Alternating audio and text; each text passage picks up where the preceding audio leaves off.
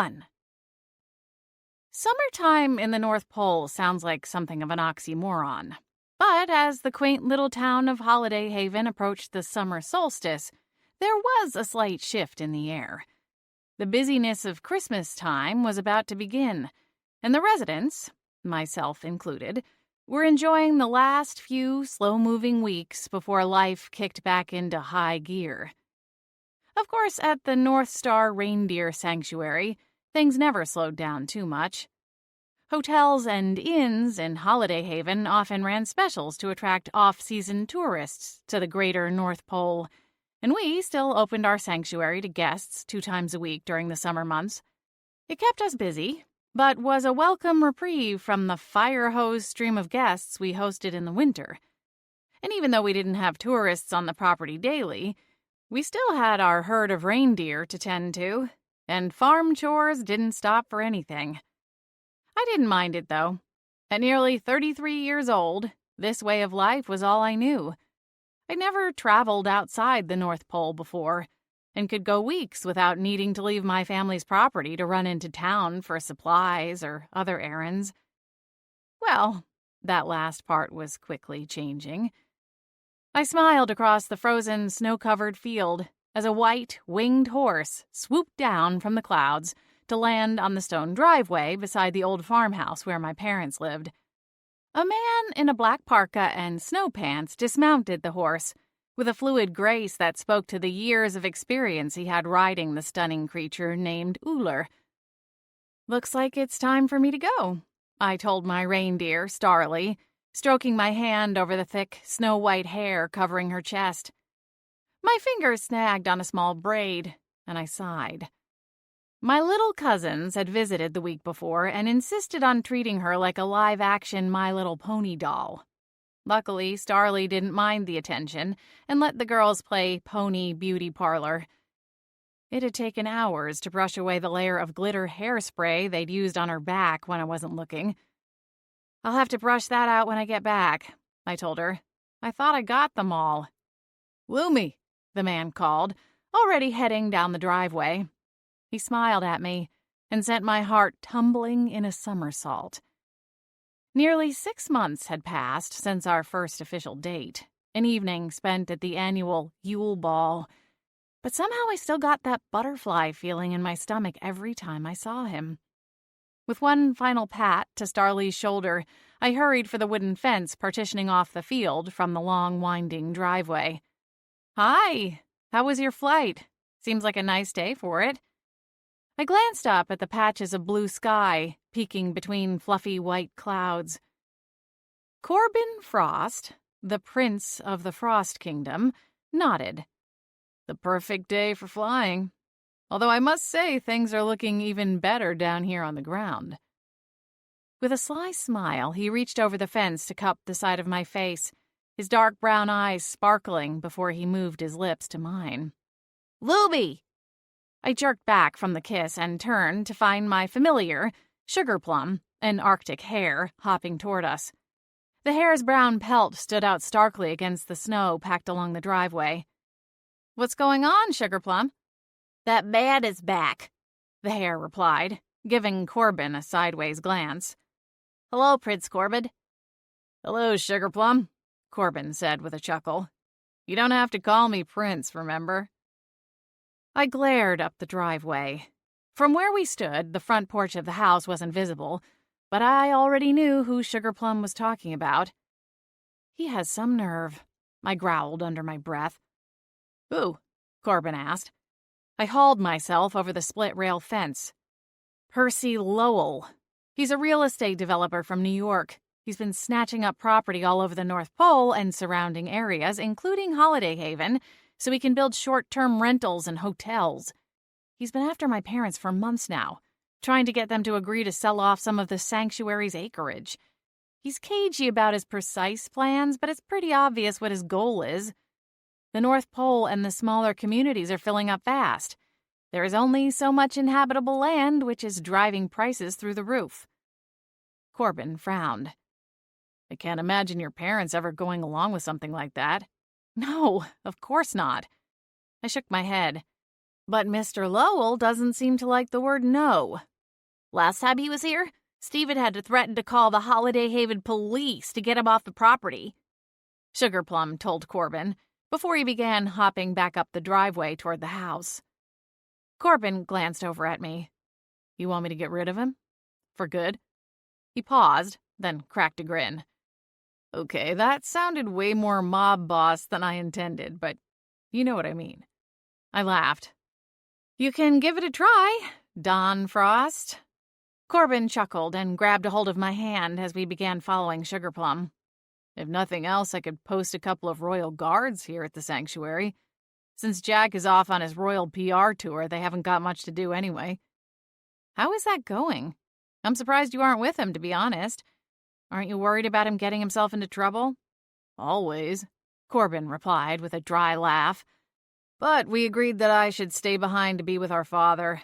Jack took a contingent of guards and advisors with him, ones that I picked out, and so far it seems to be going well. I squeezed Corbin's hand a little tighter. How is your dad? Any improvement? Corbin shook his head. His jaw flexed, but he didn't speak. Jack Frost had been crowned king right before the Yule Ball, taking over for their father as he'd fallen terminally ill.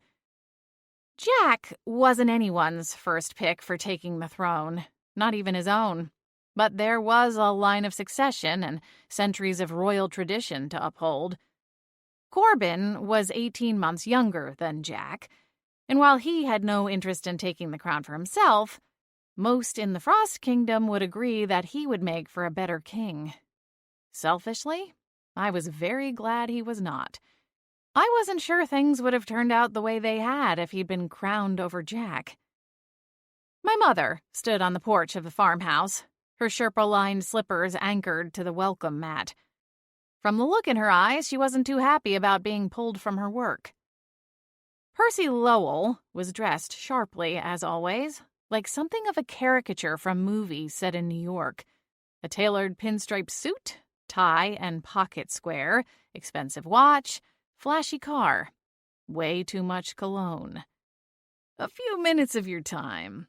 I think you'll be pleased with this new offer. It involves a much smaller parcel of land, but an even bigger sale price, Percy was saying, his obviously over-whitened teeth gleaming. Mr. Lowell, my mom said, her tone taking on the don't mess with me pitch I recognized from my teen years. As we have continually told you, we are not, nor will ever be, interested in selling even a single square foot of our land to you or anyone else. I approached the side of the porch. Mom? She glanced over at me, her expression pinched. It relaxed slightly when she lifted her gaze and saw Corbin at my side. Corbin, I didn't realize you were coming today. A smile quirked at the corners of her lips as she shifted her attention back to Percy Lowell. Mr. Lowell, I realize you're from New York, but even you must know who Prince Corbin Frost is, right? Percy's thick but manicured brows jumped up his preternaturally smooth forehead as he turned to face us. Prince? Well, it's an honor, he quickly corrected as he scurried forward to extend a hand over the banister. Is there a reason you're harassing Mrs. Northrop and the rest of her family? Corbin asked, not accepting the man's hand. Harassing? Percy gave a titter of nervous laughter. I think that's a bit strong, don't you, Diana? My mom crossed her arms. I see. Percy pressed his thin lips together and gave a short nod. Well, let me just leave this paperwork with you and I'll leave you to the rest of your day. He held out a black portfolio toward my mother, who kept her arms crossed, her expression unflinching. With a barely contained snort of derision, Percy settled for leaving the packet on the wide plank railing, then scampered down the handful of steps, back to his shiny black luxury car, parked beside my dad's beat-up farm truck. He offered a curt wave as he backed his car up. That's the first sensible thing that man's done since he darkened our doorstep, Mom said, scoffing as she watched Percy's taillights retreat down the sloped drive. Thank you, Corbin. Corbin held up a hand. No thanks required. She smiled at me. To say my mom was pleased about my burgeoning relationship was like saying Santa enjoyed an occasional sugar cookie. "Would you like to come inside for some lemonade?" she asked. "It's made fresh. The market got a huge shipment of lemons last week. I had to wrestle a bag away from that harpy Julia Quip, but it serves her right." I resisted the urge to slap one hand across my face. Corbin chuckled. "Sounds like there's a story there." "Please don't ask," I begged. Sugar Plum scampered up the front porch, and my mom opened the door to let him inside once he thumped his hind legs against the porch a few times to knock off the excess snow. "I'm not much for lemonade, but if there's still some of that carrot cake, I wouldn't say no." Mom headed in after Sugar Plum, then Corbin and I followed after stomping off our own boots. Life on a farm didn't lend itself to having a spotless house, but my mom did her best to keep up with the constant stream of muck. As a rule, all boots had to come off upon entering the house. Corbin was used to it by now. We both removed our boots and set them on the wooden rack beside the front door, before proceeding through the living room and dining room into the kitchen. I went to the fridge and got the glass pitcher of fresh squeezed lemonade, while Mom got glasses down from the cupboard. "Oh, Corbin, dear, you go take a seat. You've had a long trek. We'll bring this out. Are you hungry?" Sugar Plum and I exchanged a look behind her back. Corbin smiled politely. "I'm all right. Thank you, Mrs. Northrop." "Oh, please, I've told you to call me Diana."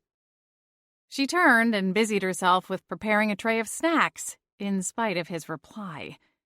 Sugar Plum hopped around her feet, hoping for a piece of carrot cake, his favorite, to come down from above. He was an expert at dodging out of her way before she had the chance to trip over him, but even still she paused and nudged him gently in the side. "Wait your turn, Sugar Plum." Sulking, he hopped across the kitchen to the basket in the corner my mom kept for him. He turned in 3 circles and lay down, his ears flattening behind his head. Corbin was still standing halfway between the kitchen and dining room, and I gave him a little shooing motion before my mom could. Grinning, he turned and went back into the living room. The front door opened and my dad appeared, still in the process of knocking a layer of snow off his boots. When he glanced up, he did a double take and then wound up doing an awkward bow mid-stomp. "Prince Corbin, hello." Corbin held out a hand. "Nice to see you, Mr. Northrop." "Oh, Jim, please," my dad replied, gratefully shaking his hand. "You guys have to relax when he's around," I whispered to my mom. "He doesn't like special treatment." "It's not special treatment, Lumi. It's just our way of showing respect," she argued. "Does he like carrot cake? We have enough here?" Sugar Plum perked up as Mom grabbed a plastic container from the fridge and carved out a 2x2-inch square of frosted carrot cake. She scraped off most of the frosting with a butter knife, which sent his ears back to flat against his head. I glanced at the tray she'd already loaded down with smoked meats, carrots, cheese, spears of pickle, and a segmented box of various nuts. "I think we're all set. The only reason we came over here was to help get rid of Percy, not for a 3-course meal." I exhaled. There was no use in trying to fight her on it. Mom paused to take a sip of her lemonade. "Well, it's a good thing you showed up. Otherwise, you and your dad might be heading to the police station in hopes of bailing me out of the pokey." I smiled into my own glass of lemonade. It was a rare summertime treat, and somehow managed to sound good even though it was only slightly warmer than usual outside. "He certainly knows how to get things done, doesn't he?" Mom continued. I looked through the archway where Corbin was speaking with my dad. "His grumpy side does come in handy from time to time," I said with a soft giggle. When we'd first met, I couldn't imagine ever willingly spending time with the man. He'd been irritable, bossy, even accusatory. However, in hindsight, I could appreciate that he was worried sick about his brother, as well as his own future, because if we hadn't managed to track down Jack, Corbin himself would have been forced to take the crown in his place. He'd relaxed considerably since then, but he was still used to running a palace full of staff and guards, not to mention wrangling his brother, who had a reputation for all manner of vices. After depositing Sugar Plum's snack into the small silver bowl beside the basket, Mom grabbed the tray of refreshments, leaving me to carry the drinks out on a second tray. "Where are you two headed today?" Mom asked Corbin as we entered the living room. She set her tray down on the coffee table and then turned to grab a glass of lemonade from my tray. She handed it to Corbin with a smile, and then went to her favorite chair, placed opposite the sofa where he sat. "Off to see the construction of the beach bubble? I heard it's going to be quite a sight this year. Mrs. Claus herself is said to be involved in the preparations." I blinked. "Really? Wow." "This will be my first year attending one of the Pole's summer celebrations," Corbin said, reaching over to snag a square of the carrot cake. Sugar Plum would approve of his taste, at least. "Oh, you're going to love it," Mom exclaimed, nearly sloshing her lemonade. "They cast a charm in a huge area and make it feel like a warm summer day, with palm trees and a swimming pool that looks like the ocean, with waves and everything. There's a tiki bar with all sorts of tropical drinks. Rumor has it they've even brought in some mermaids and mermen to serve as the lifeguards." Corbin looked impressed. "I guess Lumi was right. It sounds like I need to go shopping for something to wear. The Frost Pixies have been selected to perform a special dance for everyone," Mom continued. "They've been very secretive about it so far, but I'm sure whatever they come up with will be wonderful." "A little fire and ice flavor, huh?" Corbin joked. Mom opened her mouth to reply when a loud bang suddenly shook the front door. My dad jumped to his feet and went to peer out the window. "What was that, Jim?"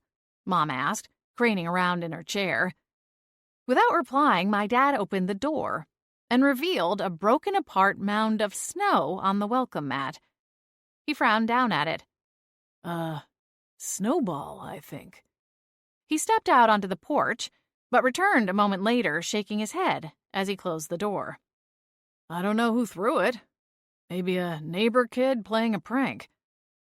The sanctuary didn't have neighbors, at least not in the typical sense. There were other homes on patches of land nearby, but the closest had to be over half a mile away. It was a long trek for a couple of bored kids to make just to throw a few snowballs around. Dad retook his seat and we moved on. Corbin glanced at me, then said, "We should probably be on our way soon. Lumi's agreed to take me around Holiday Haven to look at some potential venues for Jack's last stop on his publicity tour. We had booked the town hall, but there was a mix-up and the other reservation was made first, so we pulled out." "Why not have it here at the sanctuary?" Mom suggested. "We're not really set up for something like that, are we?" I asked. "Last time we hosted the Frost King, we had months of lead time." Mom flapped her hand. "That was in the middle of the Christmas season. Things are always more complicated that time of year. My work schedule is light right now, so I could be at your disposal, Prince Corbin. Think of me as your personal full-time event coordinator." "Wouldn't that be something?" Corbin looked at me. "What do you think, Lumi?" I swallowed. I guess so." "Then it's settled." Mom set her lemonade on the table and clasped her hands together. "After we finish here, we can go out to the main barn and see what we can come up with. I promise, with some elbow grease, we can transform it into something really special. You won't even be able to tell a pair of stinky reindeer live in there." "Yeah, sure. Just a touch of elbow grease. And a bucket full of magic." 2. "What are you envisioning for the event, Corbin?" Mom asked, as we strolled down the driveway toward the gate that led into the field encircling the main barn. "Are you thinking something seasonal, in line with the summer solstice, or would you prefer something wintry?" "To tell you the truth, Diana, I'm not usually very hands-on for the planning," Corbin replied with a polite smile. "The only reason I came out to scout for venues in Holiday Haven was because it gave me a reason to get out of the castle and come see Lumi." I smiled as I unlinked my arm from Corbin's and went ahead to open the gate. You didn't tell me that. Mom gave me a knowing look as she passed through the gate. I understand completely, she said. The things we do for love. I became some kind of farmer's wife. You're turning into a party planner. I kept my smile in place, but the casual throwing around of the L word sent my heart racing. Corbin and I hadn't said those 3 little words to one another. And while there had been moments they'd almost slipped from my lips, I'd held back. I wasn't sure why, exactly. Maybe it was old-fashioned, but there was a part of me that wanted him to take the lead. Or maybe deep down I was afraid he didn't feel the same way I did. I put a little space between us and went ahead to open the barn doors. As soon as I did, a snowball shot down from the rafters and pelted Corbin in the side of the head as he came to stand beside me. He clapped a hand to his cheek. What the? A second snowball flew down, and I dodged just in time to avoid the same fate. Ugh, Mom exclaimed. It's those pixies. They get so bored in the summer. I frowned. Sure, the frost pixies could be a bit of a handful, and they loved a prank from time to time, but I couldn't recall a time they intentionally beaned someone. Their pranks were silly, not mean-spirited. Shouldn't you be practicing your dance number for the solstice celebration? Mom called up at the rafters. A wild peal of tiny giggles sounded, and a pair of silver-winged pixies dove at us, sending a spray of ammunition in rapid fire. Only this time they weren't hurling tiny snowballs at us. Instead, we were bombarded by individually wrapped peppermint candy canes, each one barely thicker than a toothpick. Before I could fully register what was happening, a fight broke out between a pair of pixies hovering over one of the reindeer stalls. Knock it off, Astrid! Dewdrop, the one on the left, screeched as Astrid, one of the larger pixies, tugged at her wings with her teeth. Are they at it again? Sugarplum asked, with a disgusted scoff as he hopped into the barn. They've been like this all morning. Astrid! Dewdrop! Stop that at once! I shouted, striding toward them. What is the meaning of all this? Neither of the pixies listened. Dewdrop managed to use some momentum and tumbled Astrid overhead, still suspended in the air, before wrapping her in a headlock. Oh, for Rudolph's sake, I muttered. On the other side of the aisleway, 3 other pixies popped up and sent another round of mini candy canes raining down. Stop that, I growled. My guess is they've had way too much of these things, Sugarplum said, thumping one of his back feet at a candy cane lying on the cement floor beside him. Sugar high. You know how they get. He had a point. Every year at Christmas time, we had a hot cocoa stand, and often had to tell Arabella, the fairy who ran it, to cut the pixies off before they got carried away. But I'd never seen them turn violent on a sugar high. At their worst, they'd just overfrost the wreaths and Christmas trees with their snowflake pixie dust, or start chatting the guests' ears off at a million words per minute pace. Astrid broke loose of the headlock and punched Dewdrop in the face. Dewdrop let out a savage cry and dove for Astrid's legs. She managed to catch Astrid off guard, and they both slammed into the wooden half-wall separating the stall from the one beside it. Enough! I shouted. Giggles sounded from over my shoulder, and I whipped around just in time to see the pixies fly toward me. One of them, Pinecone, grabbed my braided hair and tugged hard. Ouch! Hey, cut that out! Another pixie, Frosty, pulled at the back of my collar and sent a shower of snow down my back. The third, Noelle, cackled maniacally and licked a candy cane before sticking it to my cheek. Knock it off! I screamed, flailing at the 3 taunting pixies. A blast of wind rolled through the barn, strong enough that it nearly knocked me off my feet. My 3 tiny assailants went tumbling through the air and hit the stack of hay bales at the far end of the barn. I straightened and gave Corbin a grateful look before closing in on the pixies, still dazed as they lay in the stray bits of straw scattered around the bales. I don't know what's gotten into them. Hey! Astrid cried out, poking her head over the stall. You can't do that! Dewdrop popped up beside her, one tiny fist shaking. "This is war, humans!" "Astrid, Dewdrop, what are you two fighting about?" Dewdrop soared down and grabbed a handful of reindeer poop. "Don't make me use this." Behind me, my mom shrieked, "That's it! I'm going to get your father. This is a brand new cashmere sweater." Corbin came to stand beside me. "What's going on with them?" he asked. "Are they really just on a sugar high?" I don't know," I stammered.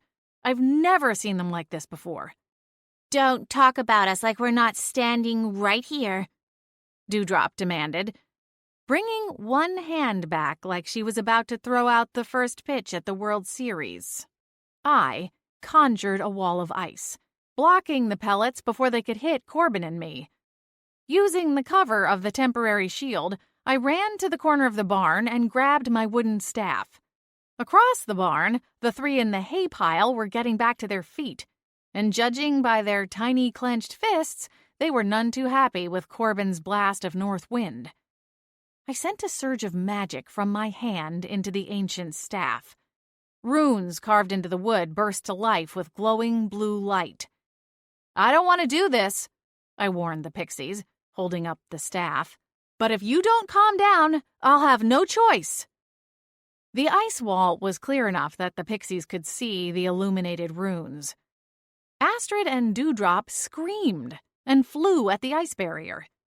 With a flick of my wrist, I sent another layer of ice to reinforce and extend the first wall. Panic started to build in my chest. My threat had been somewhat empty. The staff contained all manner of magic, but I generally used it only to summon the pixies from the woods when they overslept or in case of emergency. And right now, the idea of summoning the rest of the pixies seemed like a bad idea, considering that whatever was causing this sudden morph in personality might have run through the entire pixie colony. The sanctuary was surrounded by acres of frozen forest land. The frost pixies lived deep in the woods, and while they enjoyed their work on the farm, they still spent the majority of their time isolated amongst the other pixies and creatures of the wild. Not all of the pixies came to work on the sanctuary. There were countless scores of the pixies in the woods. And if all of them had turned wild, well, there was no telling how much damage they might cause. Wincing, I decided I had to try something. I barked out a spell and slammed the end of my staff against the concrete floor. A peal of ancient magic boomed through the barn. The pixies dove toward the ground, and I seized upon their distraction, conjuring a dome of ice to surround them like a giant snow globe. When the pixies realized what I'd done, they hissed and shook their fists at me. "I don't know how long that will hold," I said, giving the dome a nervous glance. Inside, the pixies had begun beating against the ice, but their small bodies weren't strong enough to break through. However, if they calmed down long enough to try working together, it was possible they might find a way, especially once the ice started to melt. The reindeer barn wasn't as warm as inside my parents' house or the interior of my cottage on the back acreage, but it was kept above freezing, and unless I froze a new layer of ice on the dome every hour or two, eventually it would melt away. There was also the chance the pixies would get increasingly frustrated and start turning on each other. I didn't want anyone to get hurt, but I also didn't think I'd be able to work quickly enough to trap them all individually. We needed to get to the bottom of this, and fast. Turning back to Corbin, I set my jaw. "We have to go see Doc Patches." Doc Patches, the lead veterinarian in the North Pole, was personally on call to help Santa any time, day or night. I had no idea how old the elf was, but rumor had it he'd been one of Santa's lifelong friends. And Santa was very, very old. He came to Holiday Haven on a regular basis to check on Santa's retired herd, and I'd known him since before I could walk. The lanky elf was warm and friendly, but became precise and analytical while working. It was impressive that he'd managed to stay so sharp, considering his advanced years. I rode on Starly's back while Corbin took to the sky on Uller, and we flew to the North Pole to visit Doc Patches at his clinic, which was only a quick snowmobile's ride from Santa's compound on the hill. His clinic had the same gingerbread charm as the rest of the businesses on the cobblestone street, a fresh layer of snow covering the pitched roof. 2 young kids stood in front of the toy shop next door, talking excitedly as they watched a magical flying train set cruise around the shop's display window. One of them looked over his shoulder as we made our descent, and his eyes went wide. He tugged at his friend's jacket sleeve, and both of them practically tripped over themselves to come and watch Uller and Starly touch down. "Wow, mister, I like your horse," the first boy said, grinning from ear to ear. Corbin chuckled as he dismounted and began walking Uller to the red and white striped hitching post out in front of Doc Patch's clinic. "You think you could keep him company for a little bit?" He reached into his coat as both boys jumped up and down and promised to take good care of him. With a smile, Corbin thanked them and handed each boy a pair of rolled oat balls. "These are his favorite," he explained. We laced the reins to the post and left the 2 boys to dote on the pair of animals while we stepped inside Patch's clinic. The inside of the clinic was just as cutesy as the exterior, with twinkling lights and a large decorated Christmas tree in the corner, its ornaments all animal-themed. The desk in the center of the lobby was shaped like a sleigh, and a bespectacled female elf sat behind it, a headset perched on her head of silvery white locks. "Good afternoon, Mrs. Patches," I said with a warm smile. "Lumi, dear, you're looking well." Mrs. Patches hopped down from her stool behind the desk and bustled around to wrap me in an embrace. She stood barely higher than my waist, so I bent forward to return the warm greeting. "Thank you. It's good to see you, too." I straightened to my full height again and gestured toward Corbin. "This is my boyfriend, "Well, of course, I know who he is," Mrs. Patches interrupted, adding a little curtsy as she turned toward him. "It's a pleasure to meet you, Prince Corbin." "Likewise," he replied.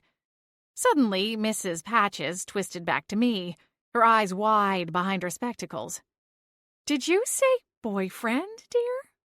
I laughed softly. "That's right." "Oh, my. I heard a rumor some time ago, after the Yule Ball, I believe. But you know me. I don't put much stock in the scuttlebutt around town." I grinned. Everyone knew Mrs. Patches was an integral part of the gossip grapevine in the Pole and beyond. "Now," Mrs. Patches said, going back around the desk, "what brings you by today? I don't see you listed in the appointment diary. Did Hazel forget to make a note? She's been extra forgetful lately, poor dear. You know she's got a newborn at home, so I blame the lack of sleep. I remember those days like they were yesterday. Of course, they were many, many moons ago," she added with a twinkle of laughter. "I actually don't have an appointment," I told her. "But if there is any chance Doc has a few minutes, I really need his help with something." "Oh, for you? He will make time." Mrs. Patches held up one finger. "You wait right here, dear. I'll go and get him for you." "Thank you." She bustled down the short hallway and made a right turn, which I knew was the direction of the doctor's private office space. A few moments later, both Mrs. and Dr. Patches appeared. They were something of a mismatched pair. Doc Patches was tall and lanky, while his wife was petite and plump. His hand rested on his wife's shoulder as he smiled warmly at Corbin and me from over the half-moon spectacles perched on his slightly crooked nose. The lenses magnified a pair of sparkling blue eyes that seemed to defy his advanced years with their clarity and brilliance. He wore a knit cap over the silvery white locks that fell to his shoulders. The cap was likely made by his wife, an avid crocheter. "Lumi Northrop and Prince Corbin," he exclaimed, leaving his wife's side to amble over to us. A round of handshakes and greetings were exchanged before he called us back to his exam room. "Now what seems to be the trouble?" he asked as he closed the door behind us. In contrast to the cozy lobby, the exam room was all business, soft blue walls and minimal decor, with a stainless steel table and washing station dominating most of the space. Corbin and I exchanged a glance before I spoke. This is likely going to be an odd request, but is there any chance you have an idea as to what might cause a sudden personality shift in a frost pixie? Dr. Patches listened patiently as I gave a quick summary of the events back at the barn. When I finished, Doc Patches frowned. "And you have no idea what preceded this encounter?" I shook my head. Not a clue. Very strange indeed. Doc Patches ran 2 spindly fingers over his pointed chin. "To tell you the truth, pixies don't typically fall under my area of expertise. They're somewhere between human medicine and veterinary care. Though I'm not sure a human doctor would be of much help either." I nodded. "I understand. I just wasn't sure who to turn to." Doc Patches considered the matter for another long moment, then circled his gaze back to mine. "Any other day I would offer to come out to the sanctuary, but I'm afraid Santa Claus needs me up at the stables." He paused to glance at his watch. "Here, in an hour or so. The team needs their monthly checkups. It won't be too long before they start preparing for this year's run, and, as you know, they all need to be in tip-top shape." "Of course." "Could you bring one of the pixies here to the clinic instead? I should be back before supper time and don't mind keeping the light on for you." "If I can catch one," I replied, giving Corbin a nervous glance. Doc Patches chuckled. "Believe me, I know from experience our winged friends are the hardest to corral for veterinary care. See what you can do. Phone Mora if you run into too much trouble, and I'll see about coming directly to the sanctuary following the appointment with the big man." Corbin placed an arm around my shoulders. "Thanks, Doc. We'll do our best." 3. We left the veterinary clinic and found the 2 boys keeping dutiful watch over Uller and Starly, both of whom were nosing at the children's coats in hopes of finding more snacks. Hey, Corbin said firmly, as he moved Uller's head away, though he couldn't help smiling at his steed. "That's enough of that." The boys laughed. "His nose tickles." "Thank you for watching out for them," I told them. They exchanged a glance. Then the taller one elbowed his friend. The shorter one cleared his throat and gave us a furtive glance. "Do you think we could go for a ride with you sometime?" Corbin smiled. "We're a little short on time this afternoon, but if you want to come to the reindeer sanctuary on the weekends, they have flying reindeer you can ride on." "Really?" Their eyes went round as sugar cookies. "We'll be there." At the corner of the street, a pair of women came into view and called the boys names. Both of them scampered off, bursting with the news. "I'm guessing Uller isn't too big on the idea of pony rides even if we weren't busy," I said with a laugh, as I untied Starly's reins from the hitching post. Corbin stroked the side of his horse's face. "Not really. He barely puts up with me most days." Uller huffed through his nose, sending a puff of white cloud into the air. We laughed and mounted up, ready to fly back to the sanctuary. As we approached Holiday Haven, I noticed a crowd gathered around the open-air skating rink in the center of town. I squinted, trying to figure out what had everyone's attention, but didn't see anyone on the ice until I urged Starly to fly a little closer to the ground. A band of fairies was dancing out on the rink, sending sprays of silver and gold pixie dust over the ice, making designs with their graceful movements. We whizzed past, momentarily drawing some of the crowd's attention, and I craned around to see more than a few people pointing up at us as we flew by.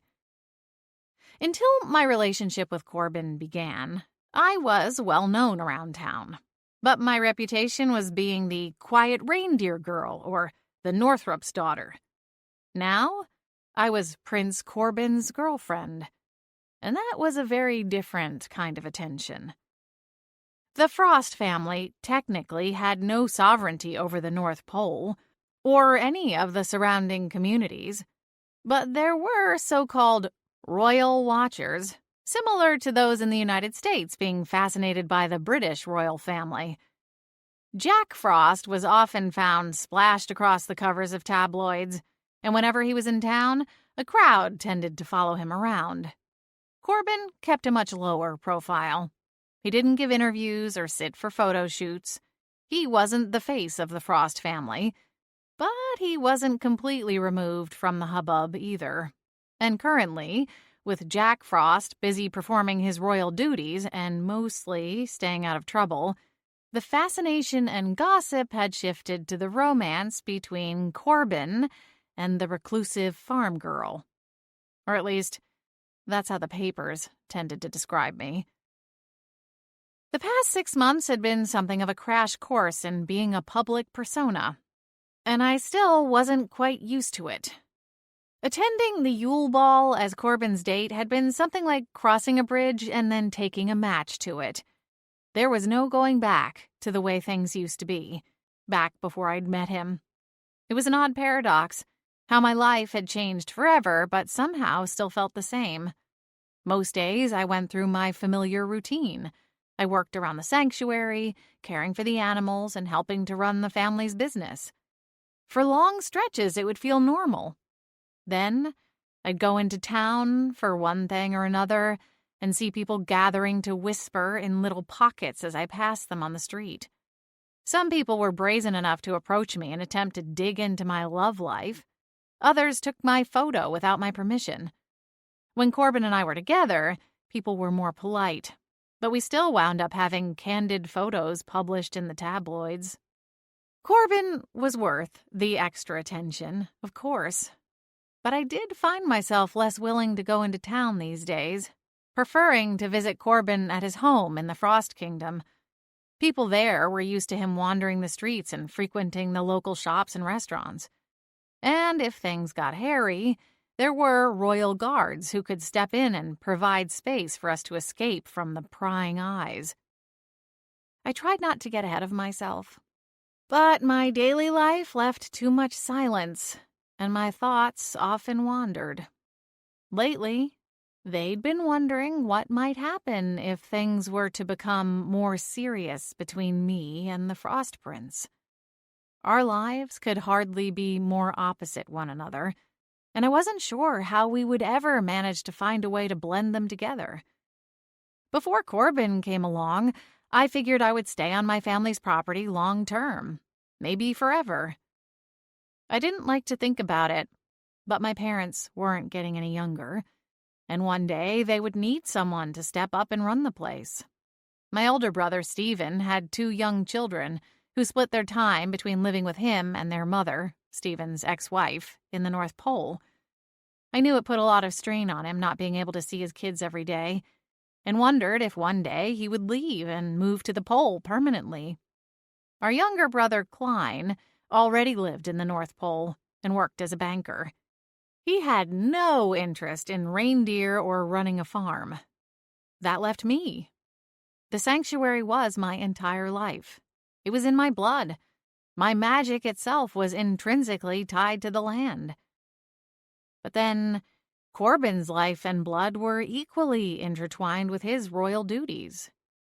It would be just as complicated for him to leave his life in the Frost Kingdom to come and live in Holiday Haven as it would be for me to leave home and move there. Despite my best efforts to slow down and enjoy our time together, I couldn't help but feel that maybe we were kidding ourselves, even trying to make things work between us long term. Up ahead, Uller suddenly banked to the right, snapping my attention from my wandering thoughts. He flew in a wide half-circle, back the way we'd come, and I pulled Starly's reins and guided her to follow, though I wasn't sure what had caught Corbin's eye. It took a second, but then I saw it. There, in the snow below, a set of tracks shot out away from the town. and in their wake were a series of frozen ice sculptures formed into half-pipes, ramps, and even one full loop-de-loop. Jack. Corbin urged Uller on faster, and the large horse's wings beat furiously as the pair swooped down low to the ground and followed the tracks. I nudged Starly with my heels and we zoomed a little faster. She didn't have the benefit of wings, but her magic was strong and we could almost keep pace with the horse ahead. We followed the tracks in the snow, a telltale sign of Jack's favorite snowmobile, until we caught up to him out in the tundra surrounding Holiday Haven. Corbin took Uller higher, in an arc over the snowmobile, and then swung around to fly at Jack head-on.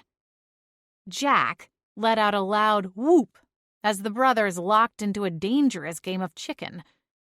Corbin and Uller pulled away from the collision course first, just in time for Jack to cast some of his magic ahead. Out of thin air, a ramp made entirely out of ice appeared, and he drove the snowmobile up it at full blast, suspending in the air for a full moment, sunlight gleaming off the pair of frost wyverns painted along the sides, before he landed with another loud holler of excitement. Shaking my head, I landed Starly at the base of the newly constructed ramp and dismounted. Jack peeled a donut in the snow, sending a spray of ice out in an arc, before coming to a stop. His tawny hair was tousled, and every bit as wild as the grin spread across his handsome face. There was no doubt the pair were brothers, even though Corbin's hair was as dark as Jack's was light. Their faces were both chiseled, though in slightly different ways. Corbin's jaw was stronger, harsher, and while he had an excellent smile, it seemed that whenever he was around his brother, he took on a dark and broody expression that stood in stark contrast to his older brother's jovial disposition. "Brother!" Jack bellowed, tossing his arms overhead. Uller offered an impatient snort as his rider dismounted. "What do you think you're doing out here?" Corbin demanded, stalking through the snow to get to his brother. "What does it look like I'm doing?" Jack replied, gesturing around himself. "Blowing off a little steam. You should try it sometime, Corby." Jack slid a smirk past his brother toward me. "You know, I really thought you'd bring out his fun side." I sighed. "It's nice to see you too, Jack." Jack laughed and slung one leg over his snowmobile, leaving the engine idling. "What brings you two out here, anyway? Were you sneaking away for a romantic tryst? If so, say no more. I'll saddle up and blast out of here, lickety-split." Corbin clapped a hand on his brother's shoulder. "You're not going anywhere." Jack's eyes still sparkled with mirth, even as he groaned and feigned an exasperated sigh. "If you needed a wingman, just say so. I'll talk you up." Peeking back at me, he winked. "Did old Corby here ever tell you the story about the time he single-handedly saved a whole nest of baby wood sprites after a servant found them in one of the castle's guest rooms? He's an old softy, I'll tell you. Very sensitive, in touch with his feelings." "Shut up," Corbin ground out through clenched teeth. "What?" Jack protested. "Chicks like stories about animals." Corbin was undeterred. "You're supposed to be on Moonstone Island doing a press tour, not out here popping wheelies in the snow." "Technically speaking, dear brother, one can't do wheelies on a snowmobile." Corbin's jaw flexed. Jack laughed. "Relax, my little prickled pear. The PR thing was a slam dunk. I had all of those stuffy ambassadors eating out of the palm of my hand. One of them even slipped me her number after the Q&A. Jack waggled his brows. "What do you think of that? Is a king allowed to date an ambassador to a foreign island? She did have a very nice—" "Jack," Corbin growled. "There was supposed to be a dinner following the event." "Oh, right. Well, the head guy, Lord prattles on for days, wasn't feeling well and asked if we could reschedule, which I, being the gracious and humble king that I am, agreed to." Jack slapped a hand on Corbin's chest. So, brother, that means you have nothing to worry your pretty little head over. He moved past Corbin and sauntered over to me. He draped an arm around my shoulders and leaned in with a conspiratorial whisper. Seriously, Lumi, tell me just what it is you see in this guy. He's always such a wet blanket. You want to go for a spin?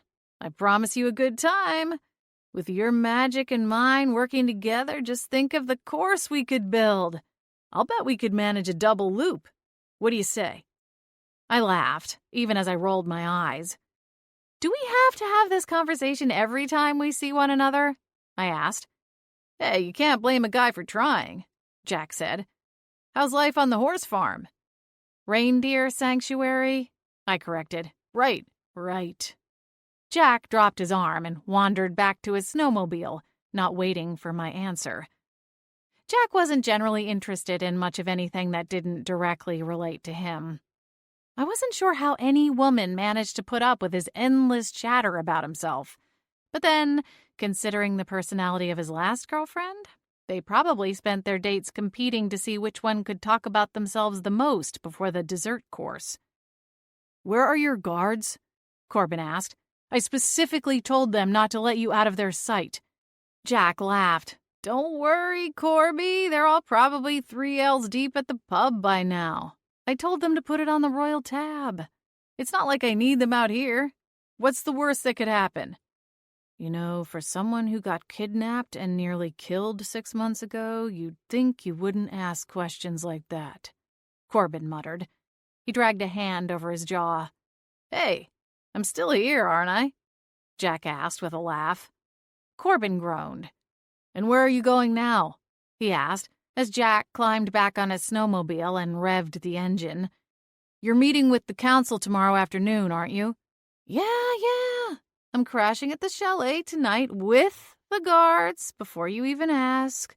We'll all go back to the castle in the morning. Corbin hesitated, as though looking for a hole in the plan. But when he couldn't find one, he gave a slight nod. All right. Jack gestured at the untouched land ahead of him. It doesn't have quite the same thrill as racing down the streets of Holiday Haven, but it will do. Technically, he was following the rules. Jack's chalet in Holiday Haven served as something of a second home, though he didn't get to stay there as often as he had before being crowned king. Back when he'd been more of a full-time resident, he used to race through the residential streets like some kind of crazed ice demon. But since becoming king, he'd agreed to keep his high-speed antics outside the town limits whenever he visited. See you later, Corby. Lumi, a pleasure, as always. When you're bored with the old stick in the mud, give me a call. With that, he tore off across the tundra, casting another spell to create a half-pipe up ahead.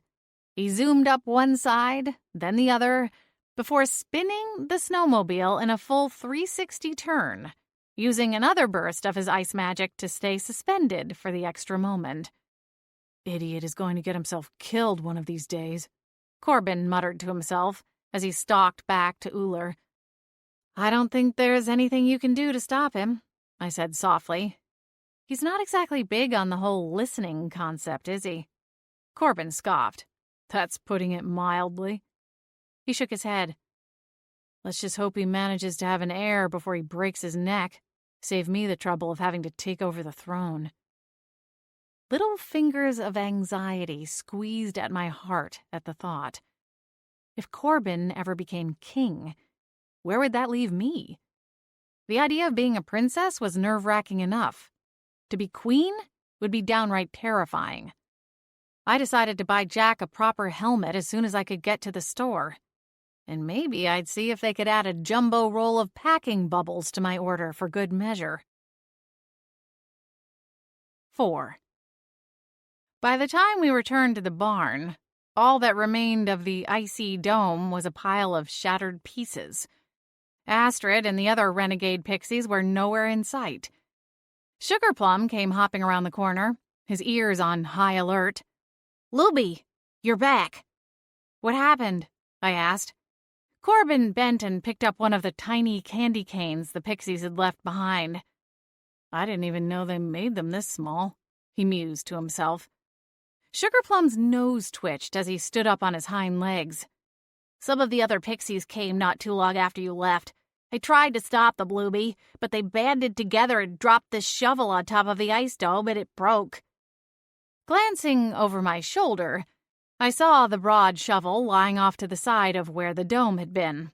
It was one I often used to muck out the reindeer stalls. Great. Any idea where they went? Sugarplum looked down at his front feet, bent in front of his furry chest. They threw snowballs at me and then jetted off, back toward the woods. I wasn't fast enough to catch up to them. That's okay. Thanks for trying. I bent and scratched him between the ears until one of his back legs began thumping uncontrollably against the barn floor. Seems like the woods is the best place for them, Corbin said, pushing back to his full height. He tossed the tiny peppermint to the ground. What's our next move? How do we get one of them to dock patches? I glanced at the wall to my right, where my staff leaned up against a stable door. I could summon them with magic, but then we'd have a lot more than just one to deal with. We also need to figure out how we're going to travel back to the pole. We need some kind of kennel or box. Does Sugarplum have a cage? Corbin asked. Sugarplum shot him a panicked look. A cage? Why would I need a cage? I smiled. No, definitely not. Sugarplum isn't a normal hare. Thank you, Luby. I don't think we have anything around here, but we could make something. I left the barn and went a few yards out into the snow. My magic tended to work better outdoors, where I could be grounded in the snow and frost. With a few tries, I managed to conjure a pixie-sized cage from ice. One side was open, with the intention to seal it up once a pixie was inside. The question was, how were we going to lure one away from the pack? You know, there's always one thing the pixies can't resist, Sugarplum said, hopping around the cage to inspect it. Cocoa. A smile tugged at one corner of my mouth. One pixie cafe coming right up.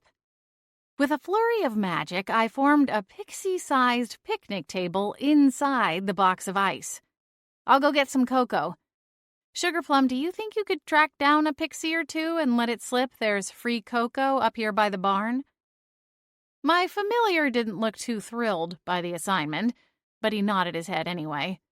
I'll do my best. I just hope they don't get snow in my ears this time, he muttered. Corbin and I watched Sugarplum hop around the side of the barn.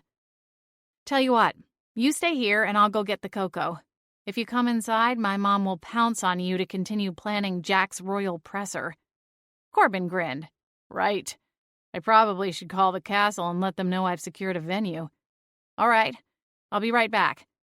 I rushed inside and made a cup of cocoa using my family's long-held secret recipe, which may as well be frost pixie kryptonite, and raced back to the barn.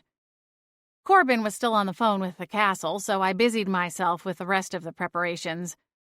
I placed the cocoa, piled high with whipped cream, on the table inside the makeshift cage, then retreated to the barn. Thank you, Freya, Corbin said, before ending the call and slipping his phone back into his pocket. Looks like Jack was telling the truth about what happened during his visit to Moonstone Isle, he told me. Freya is my eyes and ears when I can't be there to supervise my brother. I smiled. Poor woman. Corbin chuckled softly. She's paid quite well, but even still it's likely not enough. Probably not, although I imagine babysitting a king will make for quite the line item on her future resume, I teased. Corbin ran a hand over his jaw, a smile still quirked on his lips. Sometimes I wonder how this became my life. When Jack and I were young, it all seemed too far away. We always knew the reality, of course, that one day he would take over as king, but now that it's here, I'm still not sure either of us fully knows what we're doing. I took Corbin's hand. It's a lot of responsibility, to be sure. But for what it's worth, I think you're doing a great job. Thanks, Lumi. He brushed the fingers of his free hand down the side of my face, his eyes locked on mine. It's nice having days like this, where I can feel normal." I laughed softly. "I'm not sure any of this is normal. I mean, we just baited an ice cage with hot cocoa to trap a feral frost pixie." Corbin grinned and glanced over his shoulder at the cage. "You've got a point." He returned his gaze to me. "Still, there's nowhere else I'd rather be." "You're sweet."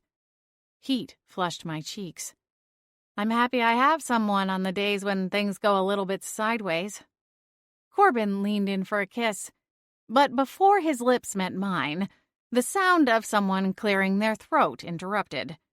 Breaking apart, we turned and found Sugarplum thumping one back leg impatiently. "You've got about 3 seconds before Astrid sucks down that entire mug of cocoa and flies away," he said. I blinked, then raced to the doorway of the barn.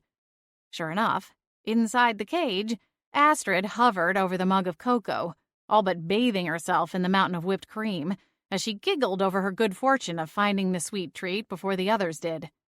"That was fast," I whispered. "Yeah, well, I found her dropping snowballs down your parents' chimney," Sugarplum said, giving the pixie a dirty look. Cringing, I waved a hand and turned the nearby snow into a sheet of ice that neatly fit over the remaining opening. It took Astrid a moment to realize what had happened, but once she did, she let out a tiny scream and wrapped her hands around the frozen bars. I stepped out of the barn and she locked her furious crystalline eyes with mine. "You did this?" The betrayal in her voice cut through me.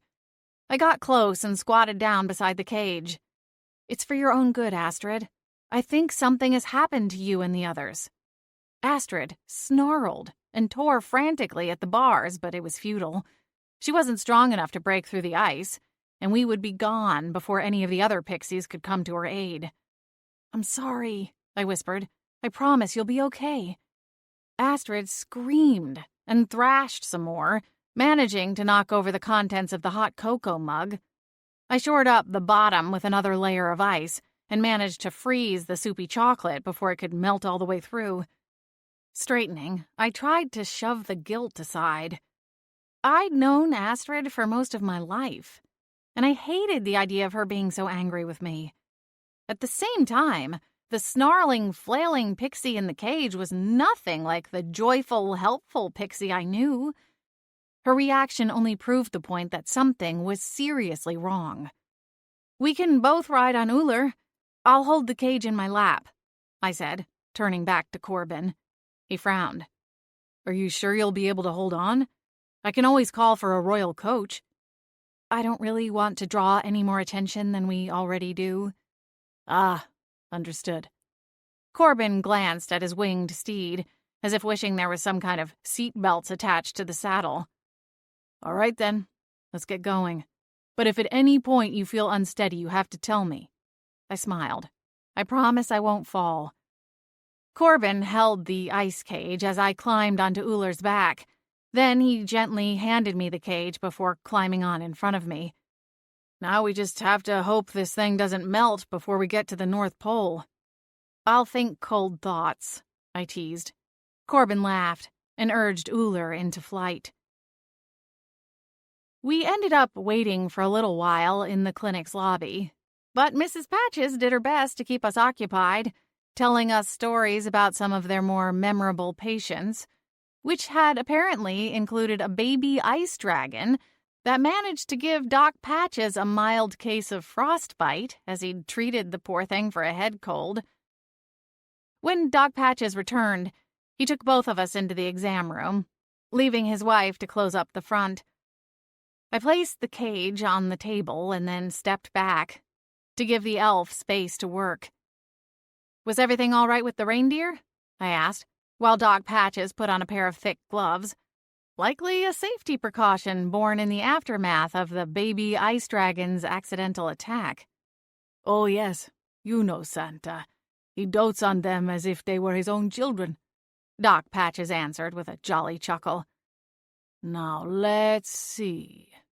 He leaned down and peeked in through the icy bars. "Who do we have here?" "This is Astrid," I answered. The pixie shrieked and tried to reach out and take a swipe at Doc Patch's face. She managed to knock his glasses sideways before he pulled back.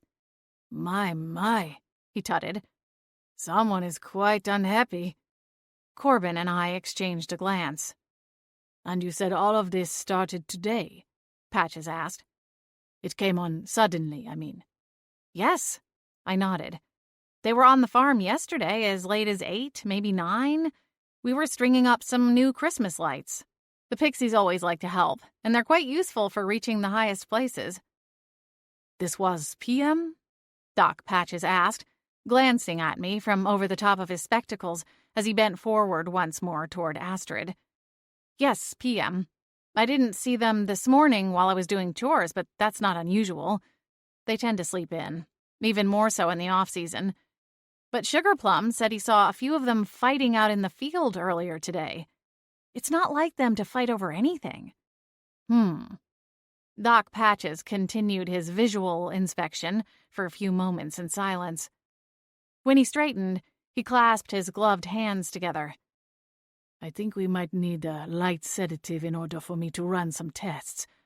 I don't expect she'd be willing to give me a blood sample as it is. Proving his point, the pixie flashed her teeth and hissed. Astrid! I shook my head. I'm just at a loss. What could make a pixie act like this?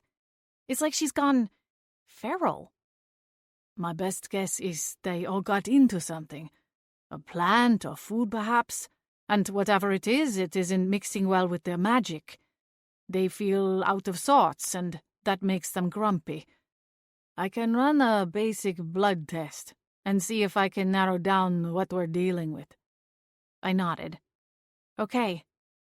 We'll get to the bottom of this, Lumi. Doc Patches told me, giving my arm a reassuring pat. He moved to a tall cabinet beside the sink and opened the doors. Inside, a variety of tools were carefully arranged and labeled. He grabbed a net and then turned to position it along one side of the cage. All right. Go ahead and let her loose. Wincing, I strained to gather enough magic to melt a thin line around the perimeter of the wall of ice. When it broke free, Doc Patches let it fall to the ground and shatter. Astrid flew out of the cage, and while she was quick, she couldn't escape Doc Patches' net. He caught her with a quick swoop, then reached in and gently grasped her in one gloved hand. She struggled and fought, but her energy was nearly spent. Doc Patches whispered an incantation in a language I didn't understand, and the pixie slowly relaxed and folded forward until she was sleeping, draped over Doc Patches' fingers. There, he whispered with a kindly smile. Rest easy, Astrid. That's a new one, I said. The doctor smiled at me. It's a simple relaxation spell. She was already quite exhausted. You have to have contact with the creature in order for it to work. Otherwise, I would have spared her the frustration of getting tangled in the net. Corbin removed the ice cage from the exam table, then cast a quick wind to blow away the small puddle it left behind. Doc Patches smiled at him. Quite handy, my dear boy. Thank you. He laid Astrid down on the table and began a more thorough investigation. He checked her pulse and then began looking over her tiny body for any sign of infection or injury. Astrid carried a small satchel fashioned from leaves and pitch. It was just big enough that a single golf ball would fill it to capacity. Doc Patches removed the satchel and set it to one side. When he turned to gather the supplies needed for the blood draw, I reached over and picked up the bag. With careful fingers, I lifted the flap and dumped the contents out onto the table beside the sleeping pixie. It's just more of those tiny candy canes, I said, considering the half a dozen of them piled on the table. I have no idea where these came from. Corbin picked one up and pinched it between his thumb and forefinger. Some kind of custom order, I'd imagine. I started to say something, but my words trailed off as I realized there was something else in the satchel. A piece of thick paper was wadded up inside, and one corner was caught in between two leaves. Wait a second, I said, prying it loose. It was a business card, folded into fourths to fit inside the tiny bag. I smoothed it out and gasped. "Corbin, look at this." There on the card, printed in glossy black ink, Percy Lowell, Santa's favorite real estate agent. Give me a jingle, and I'll make your house search jolly. 5. That rat. Doc Patches twisted around, his wispy brows raised. "Lumi, dear, is everything all right?" "I'm sorry, Doc, it's just, I think I might know what happened to the Pixies." I glanced down at the card again. Maybe he thought that if the Pixies went berserk, it would scare us off the property. Patches looked to Corbin, his expression still befuddled. "There's a real estate agent, Percy Lowell, who's been after a piece of the Northrop property," he explained to the vet before gesturing toward my hands. "This is his card. It was in Astrid's bag." "And what about these candies?" Patches asked, considering the scattered treats. "Are they from him too?" "I'm not sure. I plucked one of them from the table. Can you do any kind of test on it? See if it's been laced with something?" Patches held out his hand, palm side up, and I dropped the candy cane into his glove. "I'll certainly do my best." He cleared his throat. "Listen, it will take some time for me to examine the blood sample. Why don't you two head back to Holiday Haven? By then I should have more information about what happened to our friend here." He nudged his pointed chin at Astrid. Corbin took my hand. "That sounds like a good idea. Thanks, Doc." I hesitated, my gaze on the sleeping Pixie. Corbin wrapped an arm around my waist, gently moving me toward the door, and I nodded. Right, of course. I let Corbin lead the way out of the clinic, only stopping for a quick moment to say goodnight to Mrs. Patches. Outside, dusk was falling, and the chill in the air had kicked up since the flight over. Corbin and I were both bundled up, but it was still a good idea to get out of the weather. "Are you hungry?" Corbin asked, as we walked back to where Uller was tethered. "We've missed our dinner reservations, but I'm sure we could find something else." I gave a non-committal hum as I glanced at the business card still in my hand. "It says he has an office, here in the Pole," I said after a moment. "Is he living here full-time now?" I scoffed. Corbin raised one thick eyebrow. "You're not considering going over there, are you?" "I don't know." I frowned as I looked up the street. Things in the North Pole were always busy, or maybe it just seemed that way in comparison to the slower pace in Holiday Haven. Snowmobiles, sled dogs, and horses whizzed past, while owls and fairies swooped and dashed overhead as they went about their own errands. The postal system was heavily reliant on owls, making them a common sight, especially at this time of day. In a couple of weeks, following the solstice, things would become even busier in both the North Pole and its suburbs, like Holiday Haven. The second half of the year always seemed to fly by in a flurry of activity and preparations, all culminating in the big night, Santa's flight. Christmas and the Yule Ball would come and go, and the cycle would begin again. It was a comfortable routine. But for some reason, standing there in the middle of it all, a twinge of anxiety pulsed through me. Almost as though things were happening too fast and too slow all at the same time. "Let's go back to Holiday Haven," Corbin said, pulling me from my thoughts. "We don't want to jump to conclusions and make an already bad situation worse." He moved toward the candy cane-striped post and untied Uller's reins. "Doc Patches will have more information for us in the morning. Then we can decide what to do next." Reluctantly, I tucked the business card into the front pocket of my coat. "Don't you have to get back to the castle?" A flicker of irritation passed over his face as he glanced at his watch, Uller's reins hanging loose in his other hand. "I think I might stay in Holiday Haven tonight." "Because of Jack?" Corbin climbed onto Uller's back, then reached for my hand to help me up into the saddle behind him. "Precisely." A smile tugged at my lips as I situated myself on Uller's back, then looped my arms around Corbin's waist. I'd had the frozen pixie cage on my lap for the flight here, and it was nice to now be able to slide forward and hold on to his strong torso. He seemed like he was behaving himself, I said, as Corbin prompted Uller into motion. The horse began trotting down the street to build up speed, then lifted up, his powerful wings cutting through the frosty air. At least he's keeping his promise about not riding his snowmobile through town. Corbin scoffed. That's a rather low bar. But yes, I suppose you're right. I frowned. Is there something else? I felt him exhale.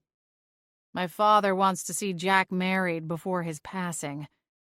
His time in this realm is dwindling, and he's growing more impatient to see Jack settled, seeing as his plan to have him wed before his coronation didn't pan out.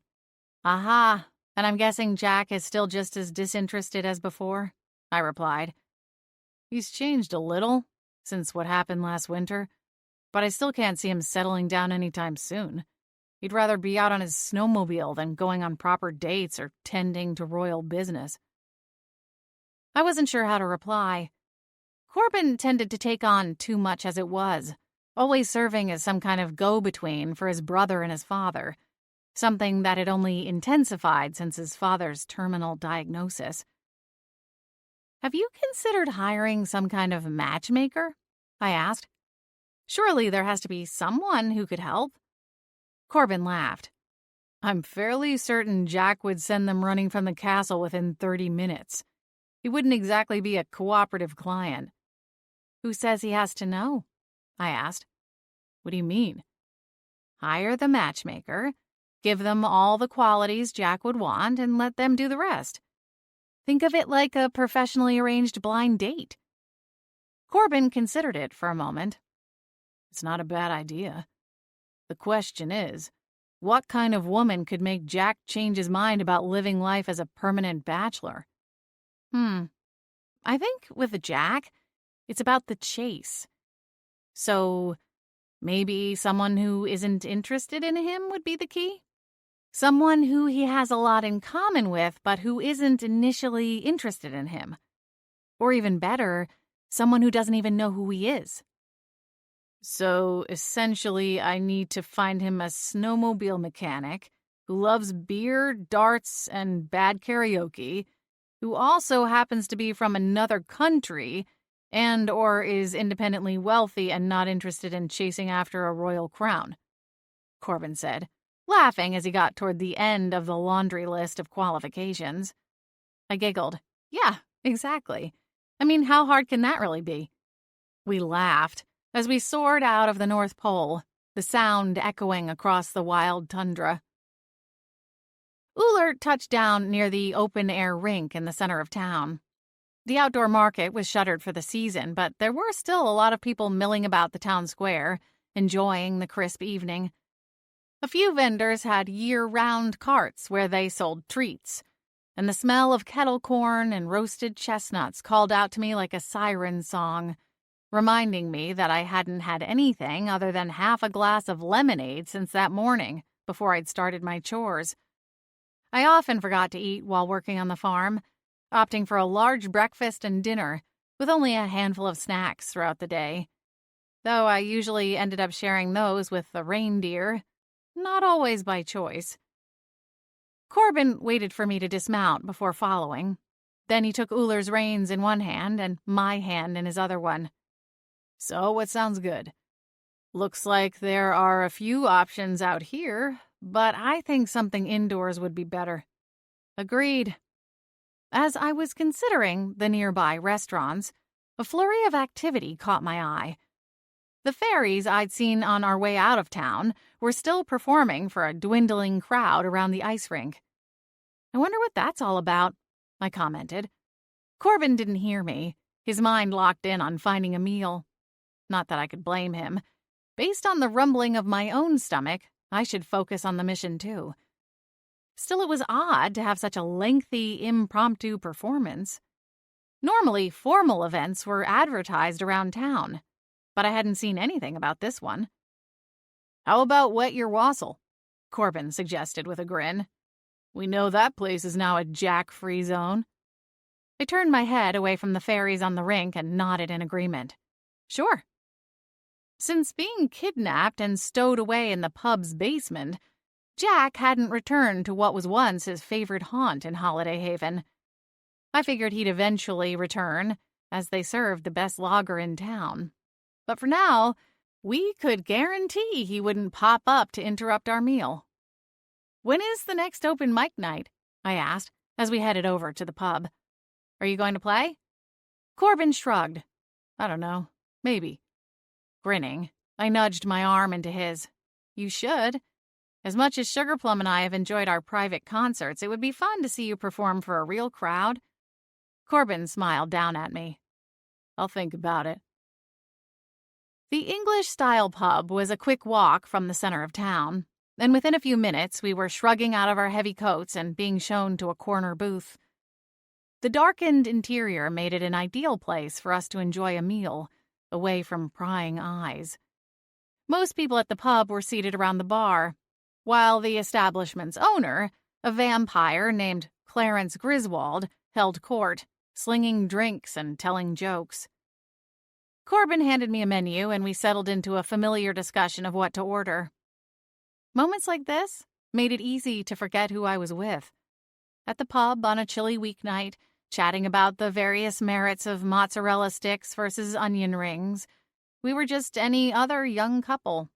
Nothing special or out of the ordinary. We enjoyed a pair of drinks with our appetizer, and before our entrees were brought out, Corbin slipped away to the restroom. I noticed our drinks were low and wandered over to the bar to say hello to Clarence and order a round of refills. Well, good evening, Lumi, the vampire said, with a flourish of an Oxford English accent. Hello, Clarence, I replied with a smile. Another round when you get a chance? Clarence slapped one hand on the bar. Coming right up. Rudy Portsmouth, one of the pub's regulars, turned toward me, one hand resting on his glass. How are things at the ranch? He asked. I smiled politely and resisted the urge to correct him. Oh, you know, always gearing up for the busy season. I heard that scoundrel Percy's been after your parents, he replied with a grin. I hope you sent him packing with a blast of ice right to the keister. Believe me, I wish I could. I laughed. Where did you hear about that anyway? Rudy glanced at the man on his other side. When was that, Merv?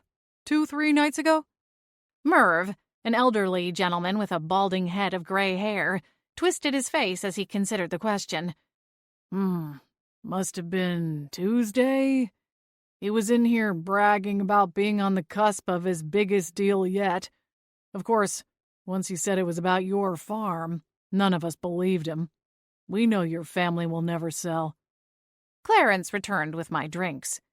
You're right to be careful, Lumi, he told me, placing them on the bar in front of me. Percy is not to be trifled with. Gus O'Neill, one of my regulars, is stuck in a battle with him and the town council over a property dispute. Percy's trying to buy up a strip of homes over on Douglas Fir Drive, wants to gut them and convert the whole street into a commercial zone. Gus was the last holdout. Next thing he knows, there's a series of mysterious complaints being registered against him with the town council, claiming he was in violation of various codes. Gus did a little investigating and found out it was Percy, trying to get him tossed out. That's awful, I exclaimed, taking the 2 drinks. Rudy patted my shoulder. You hang tough. Don't let him win this one. We're all behind you. Beside him, Merv nodded in agreement. Thanks, I appreciate that. With a nod, I turned and took the drinks back to the corner booth, where Corbin was already waiting. Thank you, he said, as I slid into the seat beside him. I quickly caught him up on what I'd heard at the bar. Seems like he isn't opposed to playing dirty, Corbin said when I finished. The question is, how dirty? I added. If my hunch is right, and he tried to hurt the Pixies, I'll take this all the way to Santa himself if I have to. Corbin squeezed my hand. We both will. 6. Doc Patches called bright and early the next morning. I was about 3 sips into my morning coffee, listening to Sugar Plum as he hopped around the kitchen, rattling off a laundry list of antics the Pixies got into after I left with Corbin. According to him, they'd swarmed back into the barn and proceeded to rain down mayhem until Mom chased them out with a push broom. I had no doubt Mom would repeat Sugar Plum's account, likely with a lot more fury, as soon as I poked my head out of the cabin, so I wasn't in a huge hurry to get ready and leave for my daily chores. Doc Patch's call was a welcome interruption to my usual morning routine. "Thanks for calling," I told him. Well, Lumi, it looks like whatever is making the Pixies go wild is indeed linked to those candy canes you found, Doc Patches told me. I melted one down to run some tests, and the heat seems to have released some foreign ingredient. Instead of melting into a pink or red puddle, it changed to a dark green. Dark green? I frowned. What would make it do that? The sound of dishes clanking together rattled in the background. I'm not sure, Doc Patches replied, seemingly unaware of the noise he was making. This isn't my area of expertise, I'm afraid. I've put in a few calls to some healer friends. They might have a better idea. But for now, I'd say there is something in those candies, and if I were you, I'd get them away from the rest of the Pixies as quickly as possible. Depending on what type of contaminant we're dealing with, it might work itself out of their systems once the substance is no longer being ingested. Although, judging by our friend Astrid, I'm not too sure that will be the case. I winced. She's still acting up? Afraid so, the doc replied, his tone sorrowful. She awoke from the magic-induced sleep angrier than before. I put her back under for the time being. I'll try waking her once more in another 6 hours and see if I can't get her to eat something else. Until I know what kind of spell or poison we're dealing with, I won't be able to provide the full course of treatment. I understand. Thank you, Doc. I'll do my best to get the candies away from the others. I glanced down at my hand and wondered how many fingers I might lose in the process. Very good. I will phone back later with any updates, Doc Patches said. Take care of yourself, Lumi. You too, Doc. We ended the call, and I recapped the information to the eager Sugar Plum. His ears flopped when I explained we still didn't have an answer. "How are we supposed to get those candy canes away from them?" he asked. "I'm not sure." I drank deeply from my coffee mug, turning over a few strategies, though none of them sounded like they'd be very fun. When I set aside the coffee, I reached for my phone again. "Who are you going to call now?" Sugar Plum asked. "The person who might have the answers to this whole thing?" I said, my jaw squared as I went to the coat rack by the front door of my small cabin. I fished the business card from the front pocket of the coat I'd worn the night before. Sugar Plum followed closely on my heels.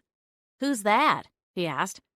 "Percy Lowell," I replied, already tapping the number into my phone before my nerves talked me out of it. An answering machine picked up the call, rattling off Percy's slogan and instructions to leave a message, which I did, keeping the details sparse. I hung up the call and placed my phone back on the table. Sighing, I slid a glance down at Sugar Plum. Guess I can't avoid the inevitable any longer. The hare hopped to the door and stood to his full height, balanced on his large hind feet. "Let's go kick some pixie tushy." I smiled and downed the last dregs of coffee from my mug. "We're not going to fight them, Sugar Plum." "You say that now," the hare muttered. After bundling up and pulling on my winter boots, I grabbed my staff and headed out into the elements. It was my favorite kind of morning, with a clear sky and rays of sunlight gently bouncing off the untouched snow that had fallen overnight. Unfortunately, I'd barely drawn in a full breath of the crisp air before a shriek echoed from the barn. Sugar Plum scampered toward the scream, and I darted after him. We were halfway there when my mom came barreling out, her arms over her head to ward off the swarm of pixies flying after her, angrily tossing handfuls of black pellets. Sweet Mother Nature, I groaned, raising my staff. I threw a shield of ice in an effort to block the worst of it. "You have to stop them, Lumi!" Mom exclaimed as she raced around the side of the barn. "They broke into the kitchen while I was bringing in the groceries, and they ran off with all the bags." "Even the carrots?" Sugar Plum cried. In reply, a pixie swooped over the hare, cackling wildly as they made a point to nibble on a baby carrot. Sugar Plum leaped at the pixie, but wasn't quick enough. The pixie blew a raspberry and surged back into the air. Other pixies darted around, showing off their haul, a variety of other household staples. Most of the items were heavy enough they required multiple pixies to carry them away, and I lost count of how many were zipping to and from the barn. Cringing, I peeked inside. Groceries lay scattered across the floor. Some pixies weren't bothering to take the food back to the safety of the woods, instead opting to crack open cans of soda and bags of chips right there on the barn floor. A few pixie feet stuck out of a bag of cheesy puffs. Across the way, 2 hovered over an open can of soda and were taking turns filling their hands with the fizzy brown liquid. They were everywhere, and if anything, they seemed more feral than the day before, no longer using words to communicate with me or each other. They snarled and squawked at one another to make their fury known. Marble-sized snowballs and reindeer pellets whizzed through the air in equal proportions as they fought over the treasure trove. I shouted, trying to get them to leave, but it only seemed to anger them further. The reindeer were still in their stalls, letting out nervous sounds and stamping their feet as the pixies flew over them. I exhaled and charged into the barn, managing to get the reindeer stalls open and evacuated before retreating back outside where it was safer. Mucking stalls would have to wait. As for the groceries, that was a lost cause. I heaved the heavy door closed, trapping the majority of the pixies inside the barn, at least for a little while. "What a disaster!" I exclaimed, bracing my back against the doors as the pixies hit the other side. "They're even worse today." "I didn't see any candy canes," Sugar Plum said. "Did you?" I considered it, then shook my head. Maybe they ran out? Do you know where they even came from? We don't order ones that small. During the peak of tourist season, we went through crates of the things. But up until yesterday, I hadn't even realized they came in such tiny sizes. The pixies hadn't gotten them from the storage shed, that much was certain. Mom came down from her refuge on the porch and met me at the gate to the pasture. "Looks like I'll need to go back to the market," she grumbled, peering past my shoulder toward the barn. "Pandora Ashmore called while they were ravaging the kitchen. She wanted to know how long the Pixies' performance runs, since she's putting together the program for the solstice party." I scrubbed a hand down my face. "That's right. What did you tell her?" "I told her the Pixies were under the weather, and that I would call her back tomorrow to let her know if they will be able to perform." "They've been looking forward to it for weeks now," I said, sighing heavily as I looked back at the barn. "She said they have some other troupe who can stand in if need be. The Poinsettia Performers, I believe was the name." Never heard of them. I shrugged. "Listen, don't worry about the groceries. I can pick things up on my way back home later today." "You're going into town?" "Corbin wound up staying in Holiday Haven last night, so I'm going to see him before he has to head back to the castle." Mom's eyes twinkled as she momentarily forgot about the mess of pixies. "You two make a sweet couple. The entire town thinks so. Imagine when you become a princess. My daughter, full-blown royalty." "Okay, Mom," I said with a strained laugh. "Let's not go there. We're taking things slow. No one is in a rush." I've seen the way he looks at you, Lumi. Like you're the only witch in the entire world." Mom smiled. My cheeks warmed, and I cleared my throat. "I should get busy. The reindeer need to be fed before I leave." "Oh, your father can do that," Mom said, flapping a hand. "You go see Corbin. Tell him to give me a call when he wants to talk about Jack's event. I already told all of my friends. They're green with envy. Oh, that reminds me. I need to call Viv and have her start working on some dresses for us. Mom, I groaned, but it was too late. She was already scurrying back toward the house, muttering happily to herself. Ooh, I can just see it now. Sweetheart neckline, cap sleeves, gold or silver? Maybe both.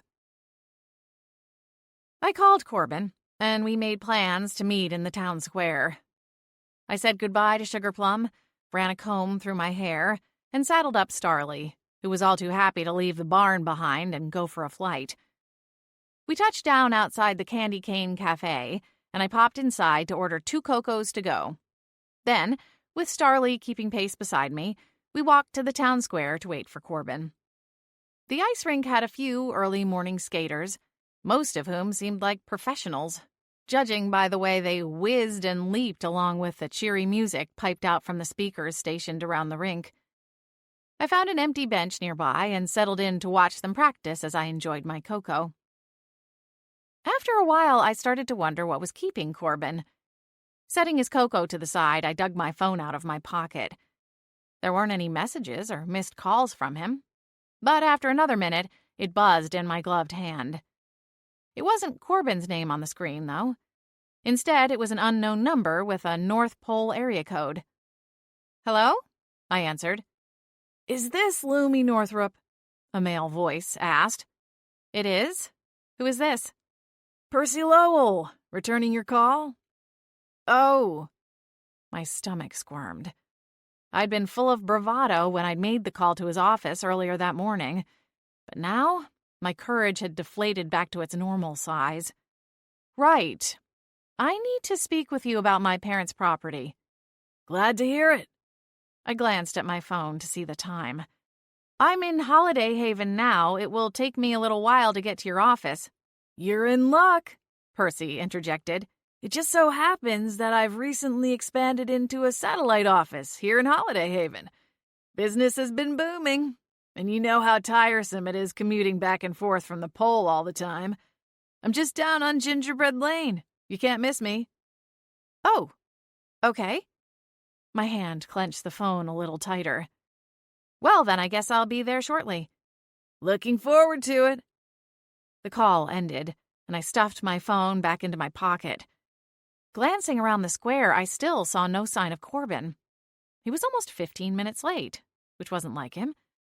A band of fairies flew onto the skating rink, chatting excitedly as they hovered in a circle and sipped from small cups of cocoa. They were larger than the Pixies, probably closer to Sugar Plum in size, but their movements and mannerisms were similar. I watched them for another few minutes in between scanning the square for Corbin. At one point, a dark-haired fairy flew over to join the circle. She said a few words, and the other fairies cheered before she quickly buzzed off in the opposite direction. I didn't want to go to Percy's office alone, but at the same time, I was impatient to get answers. Astrid and the other Pixies were counting on me. Looks like you'll need to be my backup, Starly, I told the reindeer as I got to my feet. I picked up Corbin's cocoa and headed toward Gingerbread Lane. I was rounding the corner when I heard my name. Loomy! I turned and saw Corbin jogging across the square. I'm so sorry, he said, coming to a stop when he reached me. I went to see Jack, and he was, well, being Jack. It's okay. Here. I pressed the cocoa into his gloved hand. Got this for you. It might be a little lukewarm, though. Thank you. Corbin looked up at the street sign. Where are you headed? We're going to pay a visit to the North Pole's hardest hustling real estate agent. 7. Percy Lowell's office was almost exactly as I would have pictured it, had I ever bothered to try. It sat wedged between a hair salon and a daycare center. The salon and daycare were decked out, their windows bursting with color and Christmas-time wonder. In stark contrast, Percy's shopfront looked like something designed by an ad executive for a luxury perfume brand. Expensive blown glass black and white ornaments hung along the top of the windows flanking the front door. The only other sign that it was in any way festive were the miniature wreaths on the front doors of the model condominium building placed in the right display window. I see he's really immersing himself in the holiday spirit, I muttered. And what is this? Merry Meadows? I jabbed a finger at the glass. Where's he going to put this monstrosity? Is he planning on bulldozing the art museum for this? Or maybe he'll just pave over the ice rink. I mean, really, that's frivolous, isn't it? Corbin opened the door. Let's go and ask him. With a resolute nod, I bustled into the office. The interior was even colder than the front windows. Marble floors, metal-framed furnishings, everything in muted, neutral tones. No sign of a Christmas tree or even a sprig of holly. A fairy sitting at the desk poked her head up at our arrival. She smiled briefly, but there was no warmth to it. "May I help you?" "We're here to see—" "I see you found the place all right," Percy interjected, stepping into the short hallway that formed a cul-de-sac of 3 doors. He saw Corbin over my shoulder, and his salesman grin faltered for a moment before he fixed it back in place. Come. Can I get you anything? Coffee, tea, water, juice? I have a cold-pressed guava mint that's to die for." "We're fine," Corbin replied. Percy steepled his fingers together before stepping through the doorway to the right. "Straight to business, then." He has guava mint juice but no cocoa. Does this guy even know where he is? I hissed over my shoulder at Corbin as we crossed the reception space. He smiled and placed a hand on my back. I know, absolutely beastly. We stepped into Percy's office, which seemed to serve as some kind of personal shrine to his achievements. The bookcases lining the far wall held not a single book, but instead their shelves served as a display case for a dozen plaques and crystal trophies, intermixed with framed photographs of Percy in a variety of flashy suits, posing with people equally as dressed up. "As you can see, I've enjoyed quite a career thus far," Percy said, as I wandered closer to the shelves. Frowning, I turned away. "So why come here? Why Holiday Haven? Why the North Pole? You have the entire world, and yet you come here." "I sense you don't approve," Percy said, adjusting his necktie as he took his seat in a plush leather chair behind a large desk. "Do you even like Christmas?" I asked. Percy shrugged one shoulder. "Sure. Doesn't everyone?" I stared at him, unsure how to respond. "We didn't come here to discuss your various real estate ventures," Corbin interjected. "No?" Percy looked wounded. "No," Corbin replied firmly. "We want to know if you've spoken to any of the frost pixies that live on the Northrop property." "Pixies?" Percy repeated, his voice an octave higher, as though this were the first he was hearing of such a creature. "The frost pixies live in the frozen woods on the back acreage of my parents' land," I said, finding my voice once more. "One of them was carrying your business card, and I can assure you we pitched them into the fire as soon as you leave, so she didn't get it from us." Percy's eyes narrowed slightly. "I may have struck up a conversation with a pixie or two on one of my visits to check out the property. What difference does it make? I know they aren't on the deed. They can't sell the property out from under your family." "What about gifts?" I asked. "Candy canes, specifically. Tiny ones." Percy leaned back in his chair, one hand clenched around an expensive-looking pen. "I don't know. I send gifts to a lot of people. Clients, potential clients, etc." "Fair enough," Corbin replied. "But we're specifically interested in the pixies." Percy considered us for a moment. "I believe a basket of candy canes, custom ordered to size, was sent out about a week ago." "For what reason? You just acknowledged they have no power to sell the property to you." Percy exhaled as he sat forward, dropping the pen in favor of lacing his fingers together in front of him on the desk.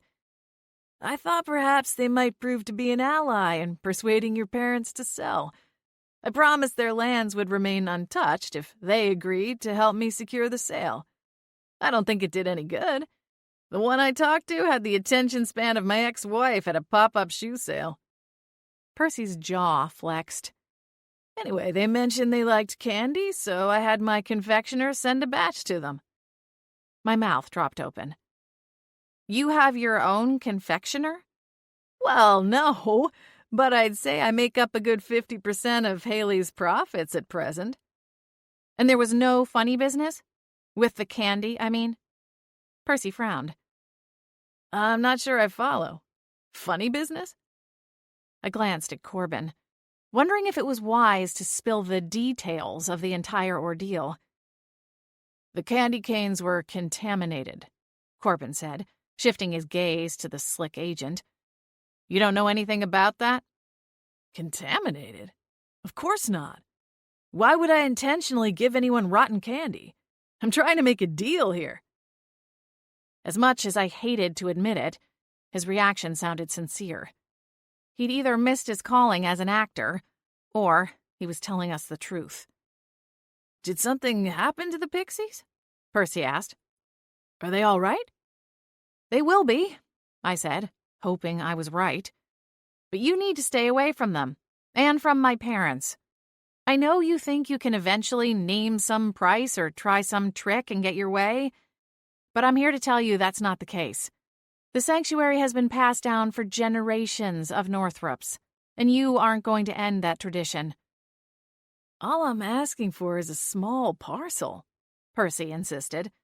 Currently unused land, just sitting there.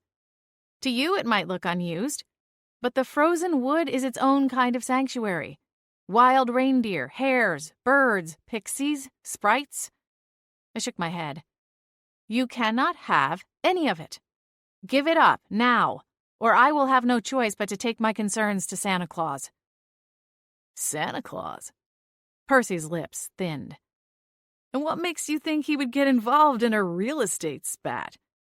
Smiling, I lifted my chin. We care for his retired reindeer, each one just as special to him as if they were of his own blood. Additionally, we raise the reindeer that will eventually join his elite team. If I put a little bug in his ear that someone is bothering my family and attempting to interfere with our important work, well, you tell me if you think he would get involved. Percy's face flushed, the knuckles of his interlaced hands going white. Corbin smiled at me as he moved to the door, pausing to glance back at the seething real estate agent. Oh, and before we go, we're going to need the name of that confectioner. Percy waved a dismissive hand. Pia will get it for you on the way out, he growled. Good day, Mr. Lowell, I said, barely holding back a grin. I'd actually done it. I'd stood up for myself and didn't get tangled over my words or mumble. For once, I'd said all of the things I thought, instead of letting them get jumbled. You were great, Corbin whispered, as we went back down the short hallway to the reception area. Pia, the fairy at the front desk, barely glanced up. Have a nice day, she said. Before we go, we need the name and number of the confectioner who sent the candy canes to the Frost Pixies, Corbin said. Pia frowned. I see. You won't mind if I go and speak with Mr. Lowell for just a moment? She didn't bother to wait for our reply, already flitting away from the desk. Corbin leaned against the desk and grinned at me. Your family should send you to law school and put you in charge of the sanctuary's legal matters. I laughed. I think that might be a little overzealous, but thank you. He chuckled. Well, if they won't, just know the castle could always use a talented spokesperson. I smiled, but something about the statement pricked at me, though I wasn't quite sure why. There wasn't time to sort it out, either. Pia flew back in like a gust of north wind sent her flying back out of Percy's office. She hurried to flip through the pages of a large book on the desk and jotted down some information on a small square of paper. Her violet eyes were shadowed as she lifted them to hand me the paper. Here you are. Thank you. I slid the note into my pocket.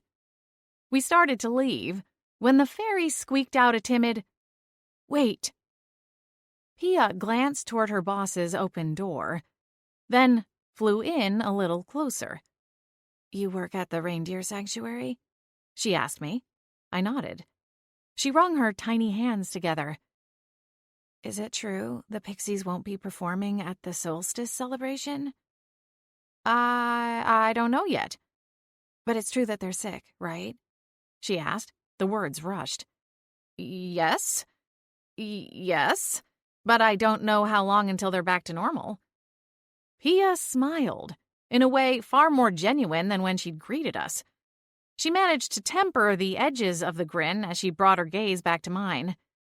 "So sorry to hear that. You'll have to send them our best." "Our?" I repeated. Pia nodded, her wings beating together to lift her a few inches from her seat. "Yes, Percy Lowell stormed out of his office, his overcoat draped across one arm. "Pia, I'm going to—" He stopped abruptly when he saw us still standing at the desk. His eyes flashed. "Was there something else?" he snapped. "No, thank you." I gave Pia one more glance, then turned and went out the shop's front door. We stepped out onto Gingerbread Lane and found Starly basking in the attention of a few local townspeople. A woman glanced up from stroking Starly's neck, and her eyes went wide. "I knew it! Barbie! See, it is her!" Hot panic crawled up my throat and into my cheeks. I reached for Corbin's free hand. "Hello," he said to the onlookers. "If you'll excuse us—" "Prince Corbin! Can you sign this for me?" a woman asked, presenting him with the back of a wrinkled receipt. Corbin looked just as uncomfortable with the flurry of attention as I was, and shook his head. "I'm sorry, not today." I dropped Corbin's hand long enough to gather Starly's reins. She was well behaved enough that I didn't need to lead her along in order to get her to follow us, but I feared someone else might grab them and try to keep us hostage until they snapped our picture or got an autograph. I ducked my chin, and we hurried away at a brisk clip. When we reached the town square, I dared to glance over my shoulder and found that most of the townspeople had gone back to their errands. "I'm sorry about all of that, Lumi," Corbin said when we were clear of them. "It's not your fault," I told him. "Well, that's not technically true. If you weren't with me, you'd be able to wander through town unbothered." He was right, but I didn't want to rub it in. "It makes me feel bad for Jack," I said, hoping to lighten the mood. "And that's not something I ever thought I would say." Corbin smiled, but it didn't quite reach his eyes. "Yeah, I suppose he's had to deal with this level of attention and scrutiny for a lot longer than either of us." "Maybe that's why he acts out," I said, more as an afterthought. "Maybe he figures since he's going to get their attention anyway, he might as well give them something to talk about." Corbin chuckled. "Come on now, let's not go painting him as that much of a sympathetic character. He's a scoundrel. He acts up because he wants to." I nodded, but there was a part of me that held on to the question for further consideration. "Speaking of, though, I don't have much time before I need to get back to the castle," Corbin continued. "What are you going to do? Will you go speak with the confectioner?" I exhaled. I don't know. I guess I could, but I'm not sure what she'll be able to tell me. It's not like some random candy maker would poison a batch of candy canes. So unless I find some other link between her and the Pixies, it seems like it might be a waste of time. "What did you make of the fairy at the desk, Pia? Was it just me, or did she seem a little too happy at the idea of the Pixies being unavailable to perform at the solstice? What I don't know is how she even heard about anything regarding the Pixies," I said, before the answer smacked me in the face a half a second later. "Mrs. Patches," I said with a slight groan. "She means well, of course, but figgy pudding, isn't there such a thing as doctor-patient confidentiality?" "I think that might just be for people," Corbin replied with a sympathetic look. "I suppose it could have also been that party planner, Pandora. My mom spoke to her on the phone earlier, but she just told her the Pixies weren't up for a rehearsal. I don't think she told her the extent of it." We walked across the cobblestone square, each lost in thought. Out on the ice rink, the band of fairies I'd seen earlier had finished their coffee break and were performing once more for a crowd of onlookers. Their pixie dust floated through the air, making delicate patterns before falling to freeze under their skates. "Wait," I said, stopping in my tracks. "I saw her. She was here. She was with them." I pointed at the rink. "I thought she looked familiar, but I couldn't place her until just now." Corbin gave me a confused look. "What do you mean? Who?" "Pia. When I was waiting for you to get here, I saw her go up to those fairies before they started performing. She said something, and they all got really excited. Then she flew off, right in the direction of Gingerbread Lane." It all fit together. Dropping Corbin's hand and Starly's reins, I hurried across the square and approached the ice rink. "Excuse me," I called out to the nearest fairy as she lifted off the ground to do a flip in the air. She bobbled and nearly crashed into the fairy beside her. "Lorella, be careful," that fairy said, fluttering her wings as she zoomed away. The fairy I'd beckoned flitted toward me, her fair cheeks tinged with a rosy shade of pink. "Yes," she said. I twinkled my fingers at her. "Hi. Sorry to interrupt, but what is the name of your troupe?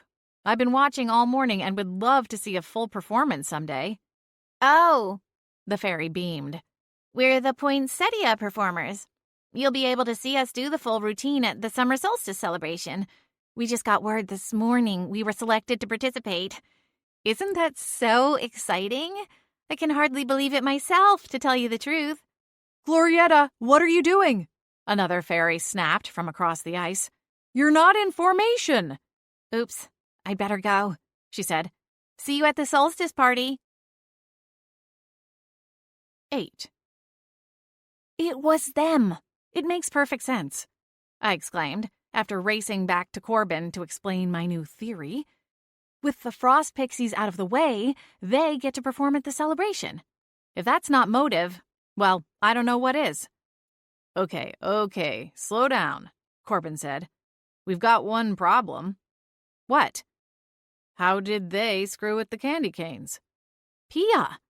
She probably hand-delivered them for her slimy boss. She never thought the suspicion would twist back on her." Corbin nodded. "I guess that makes sense. So how do we prove it? She doesn't strike me as the confession type, and everything else is circumstantial at best." "I think we can go and speak with Haley, the candy maker, and confirm that Pia made the delivery. That might be enough to get the HHPD involved. If they can find the contaminant in Pia's house, they'll have to arrest her." I dug into my coat pocket and pulled out 2 of the small candy canes. "And when we go see the police, we can turn these over to them so they can start figuring out exactly what kind of poison we're dealing with." Seething, I glared back at the poinsettia performers as they tumbled and dove through their routine. Hey, lovebirds." I twisted back around to find Jack sauntering across the square, 2 royal guards in tow. He flashed us a jovial smile. "Anyone else think we should have brunch before Corby and I have to leave? I'd kill for a mimosa right about now. Lumi, you look like a mimosa fan. Name the place and we'll go, on me." I wasn't sure how to take the statement. I shook my head and was about to protest, to tell him we were busy, when Jack reached out and swiped the candy canes from my hand. "Don't mind if I do," he said, tossing them into his mouth. He crunched down and swallowed before Corbin or I could fully react. A little on the small side, but the mint flavor is nice and strong. I give it 4 stars. "Jack," Corbin growled. "You absolute dolt." "What?" Jack said, still grinning. Suddenly, his smile widened, and something sparked in his blue eyes. With a flick of his hand, a perfectly formed snowball appeared in his palm. Laughing, he jogged backward a few paces. "Watch out, Corby," he cried out, before slinging the ball right at his brother's face. Corbin shot a blast of north wind at the snowball, breaking it apart before it reached him. "Knock it off, Jack." Well, if you don't want to play, I'm sure someone else will. Lumi, are you game?" His eyes gleamed as he conjured another snowball, Corbin swore loudly and tugged my wrist to pull me behind him. He broke the second snowball just as easily as the first, but Jack managed to reload a lot quicker and began firing them in quick bursts, 2, then 3 at a time. In retaliation, Corbin took Jack's legs out with a gust of wind. Jack responded by icing over the cobblestones under Corbin's feet, sending him crashing to the ground on his rear end. With a snarl, Corbin smacked Jack with another blast of wind, driving him backwards a few feet as he attempted to stand. Jack laughed before he drew both hands to send a fresh round of snowballs at his brother's head. Corbin used a whip of air to send them back at Jack. The brothers' tussle quickly turned into a public spectacle, something akin to a pay-per-view fight night, as people poured into the square from the surrounding homes and shops to watch. When Jack fashioned sharp icicles to throw at Corbin, I panicked and used my own magic to join the fray. Just as before with the Pixies, I conjured a wall of ice to stand between the brothers, 10 feet high and 7, then 8 feet wide. Jack was delighted by my participation. "Oh, this makes me want to get my snowmobile. Lumi, see if you can set up a ramp going over the town hall building. I'll bet I can jump it if you give me enough runway." "Enough," I shouted, ignoring his plea. "This is the candy cane's fault," I said, looking to Corbin. Jack scoffed and turned to his guards. "Come on," he said. "Change of plans." With a heavy sigh, Corbin sent one last blast of wind at his brother, this time spinning him around to face us. "Snap out of it, Jack." "Out of what? I'm just having a little fun," Jack replied, already working on another snowball. I held up a hand, ready to intercede again, but before Jack could fire, he stopped and blinked a few times in rapid succession, as though he'd just gotten an eyelash stuck in one eye. "Jack," I asked, "are you all right?" The Frost King let the snowball fall from his fingertips, and it landed with a splat on the cobblestone plaza. "What in the—" Corbin lowered his hand and walked slowly toward his brother. "It wore off that quickly?" he asked, glancing at me. I guess so. He only ate 2 of them, and he is a lot bigger than a pixie." I paused and frowned. It's weird, though. Percy said he sent the candy canes to the Pixies a week ago. But if they worked this quickly, why did it take so long for us to see the change in behavior? Believe me, there's no way they held off on eating them. Candy of any variety doesn't last long around Pixies. Maybe they didn't find them right away. After all, it's not like they have a proper mailing address. Maybe Pia just left the package in the woods, waiting for one of them to stumble upon the treats. I nodded, piecing it together. Yeah, maybe. "What are you two prattling on about?" Jack asked, rubbing the side of his head where he'd taken a particularly hard rebound shot from one of his own snowballs. "The candy canes you just ate were laced with some kind of poison," Corbin explained. "Serves you right, stealing candy from someone without asking. Do you do this kind of thing all the time?" Corbin shook his head. "Do we need to get you one of those royal food tasters? Someone to follow you around and run spells on everything that goes in your mouth to make sure it hasn't been tampered with?" Jack grumbled darkly under his breath. "I think I have more than enough babysitters as it is, dear brother." Corbin stared at Jack for another long moment before breaking contact. He gestured for the guards. "Go on without me. I have some business to finish here in town. I'll be back to the castle by this evening." "Yes, Your Grace," the guard on the left replied, ducking his head. Jack plastered his smile back in place and waved to the townspeople as they began going back to whatever they'd been doing before the sibling brawl. But there was a cold chill behind his eyes as he fell into step behind the guards and left the plaza. "Yikes," I said to Corbin once Jack was out of earshot. "Do you think maybe you should go clear the air with him?" Corbin's jaw flexed as he watched his brother walk away. "I'll speak with him tonight, privately. Right now, there are too many people watching. If you need to go, I understand. Slowly, he returned his attention to me. We'll go and speak with the candy maker. If we're correct, we can file everything with the police department and then I'll return home. I nodded. Okay. At least we know the poison should eventually work its way out of the Pixies' systems, at least based on what happened to Jack. I'll call Doc Patches and let him know what happened. It might help him figure out what we're dealing with. All right, but perhaps it's best to keep the who quiet. We don't need the entire North Pole talking about it. And I imagine that juicy detail would pass through Mrs. Patches to the greater metropolitan area. I smiled. Right. I'll keep Jack's name out of it. Thank you. Haley, of Haley's Holiday Treats, ran her candy business out of her home. Despite Percy's attempts to talk up the confectioner, the operation seemed pretty small at present.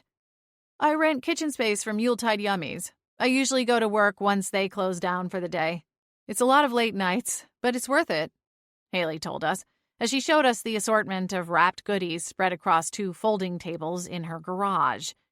Everything stays nice and cold out here, she continued, and then I do deliveries twice a week to make sure every order arrives fresh. You personally deliver everything? I asked, quirking a brow at Corbin when Haley wasn't looking.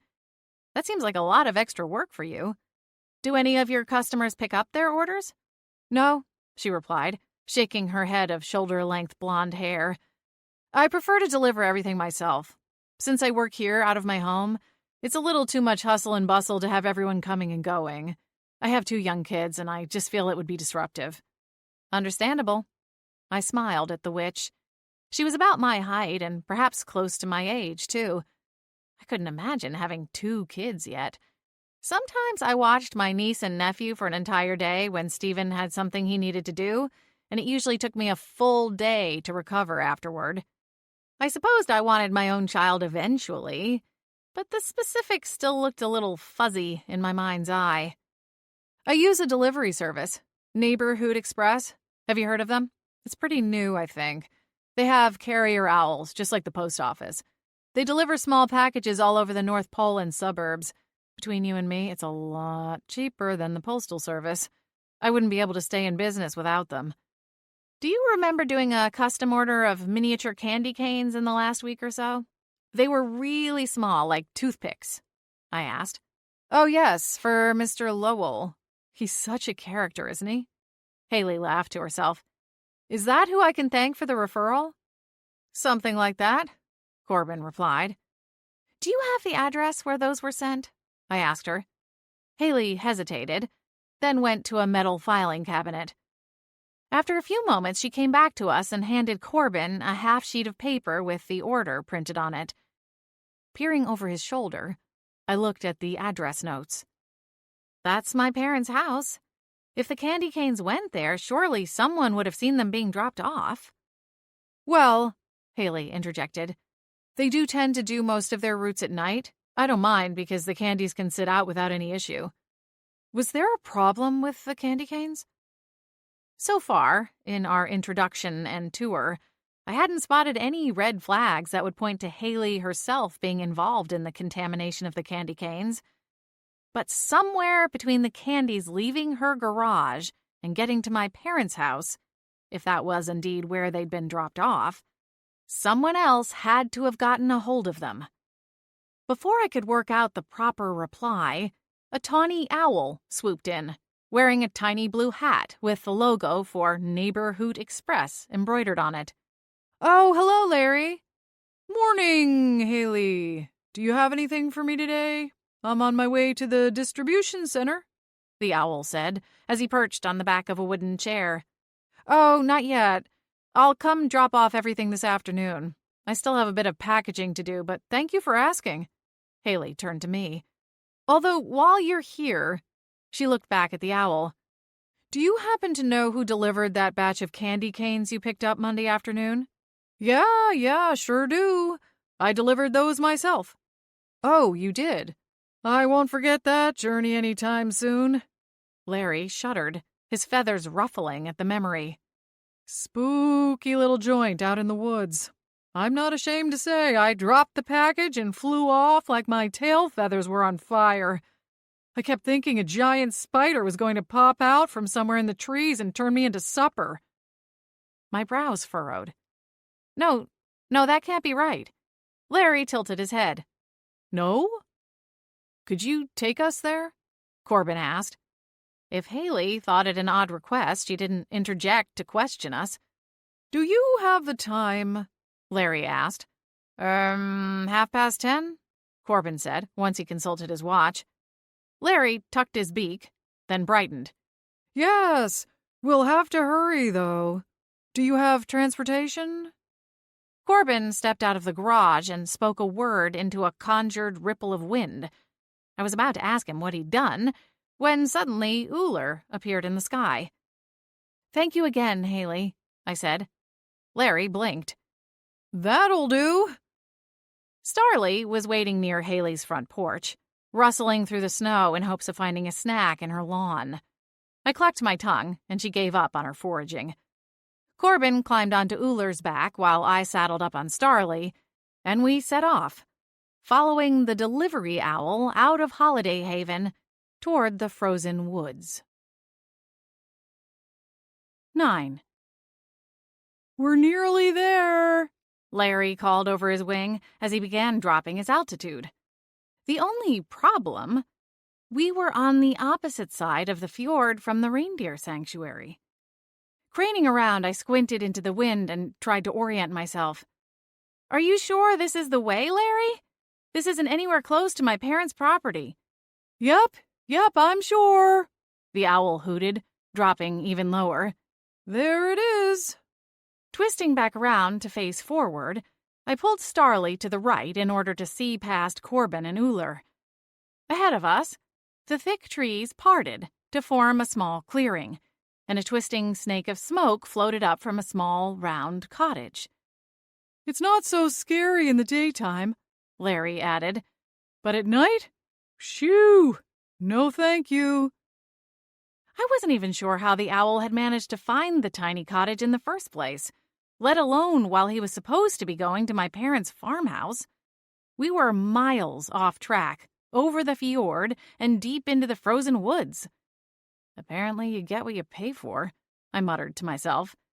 I should probably tell Haley to go with the official postal service for out-of-town deliveries. Larry beat his wings a few times to hover in place. Need anything else? I should be going soon, the owl said. I need to get to the distribution center before noon. Thank you, Larry, I said, as Corbin pulled Uller into a holding pattern. I drew up on Starly's reins to slow her down. One more thing. When you left the candy, did you see anyone take it? No. Like I said before, I shot out of here like confetti from a cannon. I smiled. The owl had a knack for colorful phrases. Right. Well, thanks again. Anytime. And remember, if you need anything delivered, you can trust the Neighborhood Express. Yeah, trust they'll lose your package in the middle of the woods, I said, once he was gone. No kidding, Corbin said, before urging Uller down to the ground. Where are we? I've never been this deep in the woods before. Neither have I said, which was really quite a statement. I loved spending my free afternoons, rare though they might be, out exploring the woods and back acreage of my parents' property. The sanctuary's grounds ended at the water, though. There was no question this cottage was on its own land. The question was, whose land? Well, that and what any of this had to do with the Pixies. We touched down in the clearing, and a strange feeling washed over me. I could understand what had made the owl so skittish about the place. There was a certain eeriness clinging to the air. Or maybe it was the absolute silence that gave me pause. There were no birds chirping in the surrounding trees, no wind rustling through the evergreens. It was almost like something supernatural was blocking out any sound. Starly could sense it too. The thick hairs along her neck stood on end. Should we knock? I asked, My tone hushed as I gave my reindeer a reassuring pat. "I guess so," Corbin replied, dismounting beside me. He kept one hand wrapped around Ullr's reins, and I wondered if the winged horse was prone to spooking. The last thing either of us needed was to get stranded out here. I drew in a breath and approached the cottage's front door. It was a small abode, even smaller than my groundskeeper quarters back at the sanctuary, and that was saying something. The window shades were all drawn, making it impossible to see inside. But the smoke pouring from the chimney was a good indication that someone was home. Gingerly, I rapped my knuckles against the door 3 times, then took a large step backward. As I waited, I noticed there were footprints in the snow, going to and from a pile of covered firewood near the tree line. The prints were small, most likely belonging to a petite female or a child. Some of the tension in my chest eased. The front door of the hut remained closed, but an eyeball peered out at me through the front window before disappearing again as soon as it saw me notice it. Hello?" I called out, knocking softly again. "My name is Lumi Northrup. I'm from the North Star Reindeer Sanctuary." I found that using my full title could go a long ways toward garnering a stranger's trust. My family was well known throughout the Pole and smaller havens. Surely whoever lived here would have heard of my family before. Corbin came to stand beside me. "And I am Prince Corbin Frost," he added, before sliding me a sidelong glance. I shrugged. Out of the corner of my eye, I noticed Ullr's nose was pressed to the ground near the hut. He used one hoof to shuffle some of the snow out of the way, and a shock of red caught my eye. "Corbin, look, there's candy cane pieces in the snow." Corbin followed my finger and realized what his horse was up to. "Whoa there! You're trouble enough without the help of that stuff," he told his steed as he kicked snow over the crushed bits of candy and stomped it down just for good measure. Ullr snorted and continued to rake at the ground with his powerful hoof. Starly came over to join the horse's investigation. Corbin sighed and reached into his pocket. He produced an oat ball and held it up to get their attention. "Promise you'll leave those alone and I'll give you this one now, and another one when we head back home. All right?" Ullr whinnied in agreement, and Corbin extended the treat toward his mouth, then pulled out a second for Starly. "I guess at least we know this is the place," I said, knocking softly again. Ullr finished his treat and went back to his treasure hunt in the snow.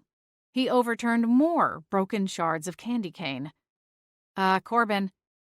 Corbin shot his horse the look of a disappointed father as he started to kick more snow over the new pile of candy. "Wait," he said, pausing his efforts. "Look, Lumi, there's a whole trail of them here." There was no sign that anyone was going to open the door for us. With a sigh, I stepped off the small wooden step and caught up to Corbin and Ullr as they followed the trail of broken peppermint shards around the side of the house. We made it across the untouched snowbank at the rear of the house and stepped into the tree canopy when a burst of magic snapped through the air and hit the tree a few feet to the left of Corbin. A loud crack echoed through the preternaturally quiet wood, and the top half of the tree toppled over. Starly leaped into the air, while Ullr spooked and kicked his back legs. "Stop right there," a cold voice commanded. "One more step, and the next spell has your name on it." Slowly, we turned around and found ourselves faced off with a slight woman, a good 4 inches shorter than me and much thinner. Judging by the deep lines in her face, she was rather old and had lived a hard life. Purple magic pulsed in her hand, proving her warning to be true.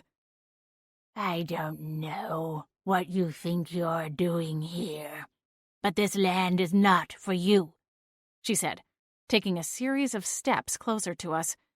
I held up my hands in surrender. "Please, we're not here to hurt you or anyone else. We're trying to save the frost pixies, and we think the answer might be in these woods." I quickly explained what had happened to the pixies and showed her the trail of peppermint in the snow. please. We only want to find out the truth about what happened to the pixies and how we can restore them." When I finished, the witch spoke, the magic still floating in her hand.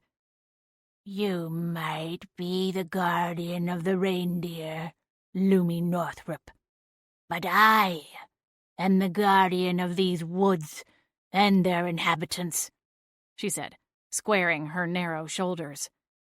"I had nothing to do with what has happened to the frost pixies." But it looks like they might not be the only ones in danger. I gestured once more at the peppermint in the snow. Who else lives in these woods? The witch's expression shifted, and with a flick of her hand, the magic vanished in a puff of purple smoke. She hiked up her skirt and bustled into the woods, passing us without a word. Corbin and I exchanged a silent glance, neither of us seeming to know what to do. Corbin tied Uller's reins to the tree beside the demolished one, and we hurried after the witch. We'd come this far. We couldn't go home empty-handed now. Of course, I wasn't crazy about the idea of going home in pieces either. "What is the meaning of this?" The witch's voice cut through the woods, and both Corbin and I picked up our pace. We ran ahead and found the witch standing before a huge tree, its trunk so wide that even if Corbin and I were to stand on opposite sides and wrap our arms around it, we wouldn't have been able to touch one another's fingers. Tiny, glittering eyes peered down from the myriad of branches. "Wood sprites," Corbin whispered. "A whole colony of them." The sprites were something of a mix between walking sticks and fairies. They were no bigger than my hand, their limbs twisted and gnarled like branches, while their wings were light green, transparent but for thin, reedy veins. At the base of the tree, an assortment of items lay scattered, with shards of peppermint scattered throughout. Old books, a metal scale, a stone mortar and pestle, a large, scorched metal bucket. "Oh, you nasty little beasties!" the witch howled as she sprang into action to gather her belongings. "Making me think I was going half out of my gourd over losing everything." She scoffed and snatched up the spell-casting book. Her face blanched when she saw the page it was open to. "You've been casting magic? Tell me, what have you done?" "Nothing they didn't deserve," one of the sprites exclaimed, shaking a tiny fist. The witch snapped the book shut and clutched it to her chest as she turned toward me. "I'm afraid you were right. Someone did tamper with those candies. This is a mischief spell, but it's made for much larger bodies. If applied to the pixies, well, it would make them go." "Full gremlins after midnight?" Corbin interjected. The witch didn't look like the sort to be up to date on her 80s cult classics, and the reference flew over her head. Too busy scolding the wood sprites, she didn't even really seem to notice. "Why did you do this? What did the pixies ever do to you?" "They called us ugly," a sprite called back. A hiss went up among the collective. "The pixies and fairies are always the ones who get asked to perform for special events. No one ever thinks of us. All we wanted was to dance alongside them, but they told us we were too ugly to dance, that no one would want to see a bunch of flying sticks." "Sticks," another one called out among a chorus of jeers. "Sticks with wings!" The witch huffed and turned away, disgusted. "Come, child. I will help you set this right." The sprites hissed and booed as we helped the witch gather her belongings. "I grant them a drop of magic, and this is how they repay me," she fumed as she led the way into her cottage. The interior was sparse, with threadbare rugs and shabby furnishings. A cauldron sat in the fireplace. As I approached it, I expected some magical concoction, but instead found a hearty stew simmering. "I never should have trusted them with power," the witch said, shaking her head as she went into the small kitchen and began rustling through the cabinets. A rustic work table sat in the middle, covered with herbs and small, unmarked bottles. They begged me for decades, She continued. and I only gave in because I thought it would keep them safe. This world is a changed place. I wanted them to be able to protect themselves, should they ever need it. The witch worked with her long, gnarled fingers. She moved so quickly and with experienced movements. It was like watching a gourmet chef cook. She didn't need a grimoire or a recipe. Everything was by feel, sight, smell. I kept my distance out of respect, but couldn't keep my eyes off of her. When she finally looked up at me, her pupils were wide and filled with light. I am sorry for what they have done to the Pixies. It's not your fault, I told her. It sounds like you were just trying to help them. The witch scoffed, but didn't try to argue. If that darn owl hadn't gotten off course and dropped the candies here in the first place, maybe none of this would have happened, I continued, still working it all together in my own head. Oh, I don't know about that, the witch said, bustling around the work table, a small amber-colored glass bottle in one hand. They're opportunistic and sneaky. I imagine some other circumstance would have come along for them to get their revenge. Here, Lumi, take this. She pressed the bottle into my hands. There's a dropper inside. 1 drop per pixie is all it should take to reverse the spell. Thank you. You still haven't told me your name. The witch frowned as she gave me a long, appraising look. Finally, she softened and spoke. You may call me Opal. Thank you, Opal. I smiled warmly at the witch and rose to my feet. If you ever need anything, please come to the sanctuary, anytime. She inclined her head toward me. The Frost Kingdom owes you a debt as well, Corbin added. Our aid is at your disposal should you ever have need of it. Opal followed us to the door and softly closed it after us without another word. Come on, I said, carefully wrapping the bottle in a handkerchief before placing it inside my coat pocket. Let's get to Doc Patch's. 10. We're so sorry, Lumi. I know, Astrid. I smiled. You've already told me at least a dozen times since yesterday. The pixie beat her wings together, sending a shower of snowflakes to the ground below her tiny feet. Do you forgive us, then? There's nothing to forgive. You were under the influence of some pretty powerful magic.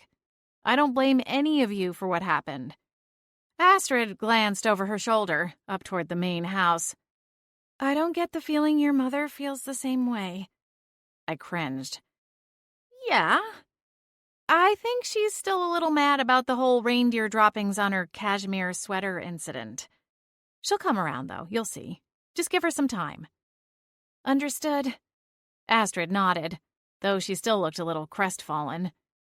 I made a mental note to speak with my mom about it. It would be best for everyone if we could move forward and put the whole messy situation in the past. In any case, I'm just glad you're back, I told the pixie as I adjusted my scarf. What's going on with the performance for the solstice? It's only a few days away. Did Pandora decide what to do? Astrid's smile rebounded. She's letting us perform. That's good. Although I imagine Pia and her poinsettia performers were none too pleased. Even though it turned out Pia had nothing to do with the poisoned candy canes, she still rubbed me the wrong way, and it was hard to feel too sorry for her. Astrid got a gleam in her eye and moved her hand over her mouth, indicating it was sealed closed. I laughed and got up from my seat on the stack of hay bales. I should get back to work. There's still a lot to do around here, and then I have to go into town to see Aunt Viv. Mom talked her into making a dress for me. A dress? But the summer solstice party isn't really for dresses, Lumi. Didn't anyone tell you? It's all about sand and sun. Oh, I know. This is for the publicity stop on Jack's tour. She's agreed to host it here at the barn. A royal event right here? Astrid exclaimed, flying a little higher before bursting into a spin that sent another burst of snowflakes into the air. It's not for a few weeks, but yes, It's going to be quite a sight. Mom said the royal party planner has a near-endless budget. Last thing I overheard, they were talking about creating a frozen dance floor suspended over the field, with a live band and seals that could balance trays of appetizers on their noses. Astrid giggled. Oh, my. Yeah. I shook my head. I told Dad he needs to keep her feet on the ground before she runs off to be a full-time royal party planner. Corbin's so nice he'd probably give her the job if she asked. And what about you, Lumi? Do you think you'll be running away to Frost Castle anytime soon? Astrid clasped her hands together under her chin. You would make for a lovely princess. I'm taking everything one day at a time, I told the pixie. I don't think either Corbin or I is in a race to the altar. Besides, I think for the time being, Corbin is focused on getting Jack married off before he starts thinking about it for himself. There's a certain order to these things when it comes to the royal family. Astrid tried not to look disappointed, but her wings sagged as she dropped her hands back to her sides. I suppose that's true. I crossed the barn and grabbed the handles of the wheelbarrow. As I rolled it toward the farthest stall, Astrid buzzed back over my shoulder. Lumi, at least promise me that I'll get to be the flower girl when you marry the prince. It's all I've ever wanted. I laughed softly. All you've ever wanted? I teased. Corbin only came into my life 6 months ago, Astrid. The pixie tossed up her hands. Well, I just mean, whenever you get married, I've always wanted to be a part of it somehow. I see. My heart warmed, and I gave the pixie my solemn oath. Well, in that case, yes, I promise you can be my flower girl. Yippee! The pixie shot to the rafters and swirled around until it looked like the aftermath of a fireworks display, with the glittering blue and silver snowflakes floating down gently to the floor. Walking into the summer solstice celebration looked a little different than I'd expected, considering I had not one, but 2 frost men to escort me inside the beach bubble. By way of an apology for their fight in the Holiday Haven town square, Corbin asked Jack if he wanted to attend the party with us. It didn't take much convincing to get him to go along with it, once he heard there would be ladies in skimpy swimsuits. This is wild, I exclaimed, marveling at the interior of the large dome. The air was balmy, and a slight breeze wafted through the palm trees, rustling the coconuts nestled among the fronds. I'd never seen the ocean before in person, but the scene inside the bubble looked just like a postcard photo of a tropical seascape. Gentle waves lapped at the white sand, nipping at the ankles of the people playing at the water's edge. A volleyball net was set up, and a half a dozen people were playing a game for a crowd of onlookers. Children ran and played in the surf, while others built sandcastles under large striped umbrellas while their parents looked on. A tiki bar with a thatched roof looked like one of the most popular spots, with dozens of people enjoying colorful drinks. I smiled at Clarence, who was working the busy bar, decked out in a Hawaiian print shirt and a wide-brimmed straw hat. We were escorted to a cluster of striped tents, where we could slough off our winter gear and change into our summer attire. "Looking good, Lumi," Jack told me, as I reemerged from my tent a few minutes later. Corbin elbowed him in the ribs. "Keep your eyes in your head. Don't make me regret inviting you to this thing." Jack sighed dramatically. "What? I can't even compliment the woman? Yeesh, Corbin. Green is not your color." Corbin started to reply, but I caught his arm and looped mine through it. "It's okay. I think we all look pretty good." "Thank you, Lumi," Jack replied, preening a little to better showcase his bared torso and bright red swim trunks. Both Frost brothers were in good shape. Corbin's beachwear was a little more reserved than his brother's, opting for a tank top in addition to his board shorts. Secretly, I thought Corbin's physique was even more impressive than Jack's. Eat your heart out, ladies of the North Pole. As we ventured farther into the bubble, Jack snagged an entire tray of fruity drinks from a passing server, barely taking his eyes away from the activity. "Are those mermaids?" he asked, his eyes going wide. Mermaid lifeguards? Why haven't we come to this party before? Oh, look. That red-headed one is waving at me. I think perhaps I need to go for a swim. With a waggle of his brows, he started to walk away, but Corbin reached out and snagged his brother by the arm. Behave yourself, Jack. The last thing we need is pictures of you canoodling with a mermaid all over the tabloids tomorrow morning. Jack scoffed. Oh, come on. I promise to keep it PG. 13. Jack? It was too late. He was already running into the surf, likely to pretend to drown in hopes of getting CPR. Just let him go, I said with a giggle. Mermaids are pretty feisty. I don't think they'll put up with his antics for too long. I shouldn't have told him about the party, Corbin muttered, shaking his head. I actually wanted this to be a special night, just you and me. He paused.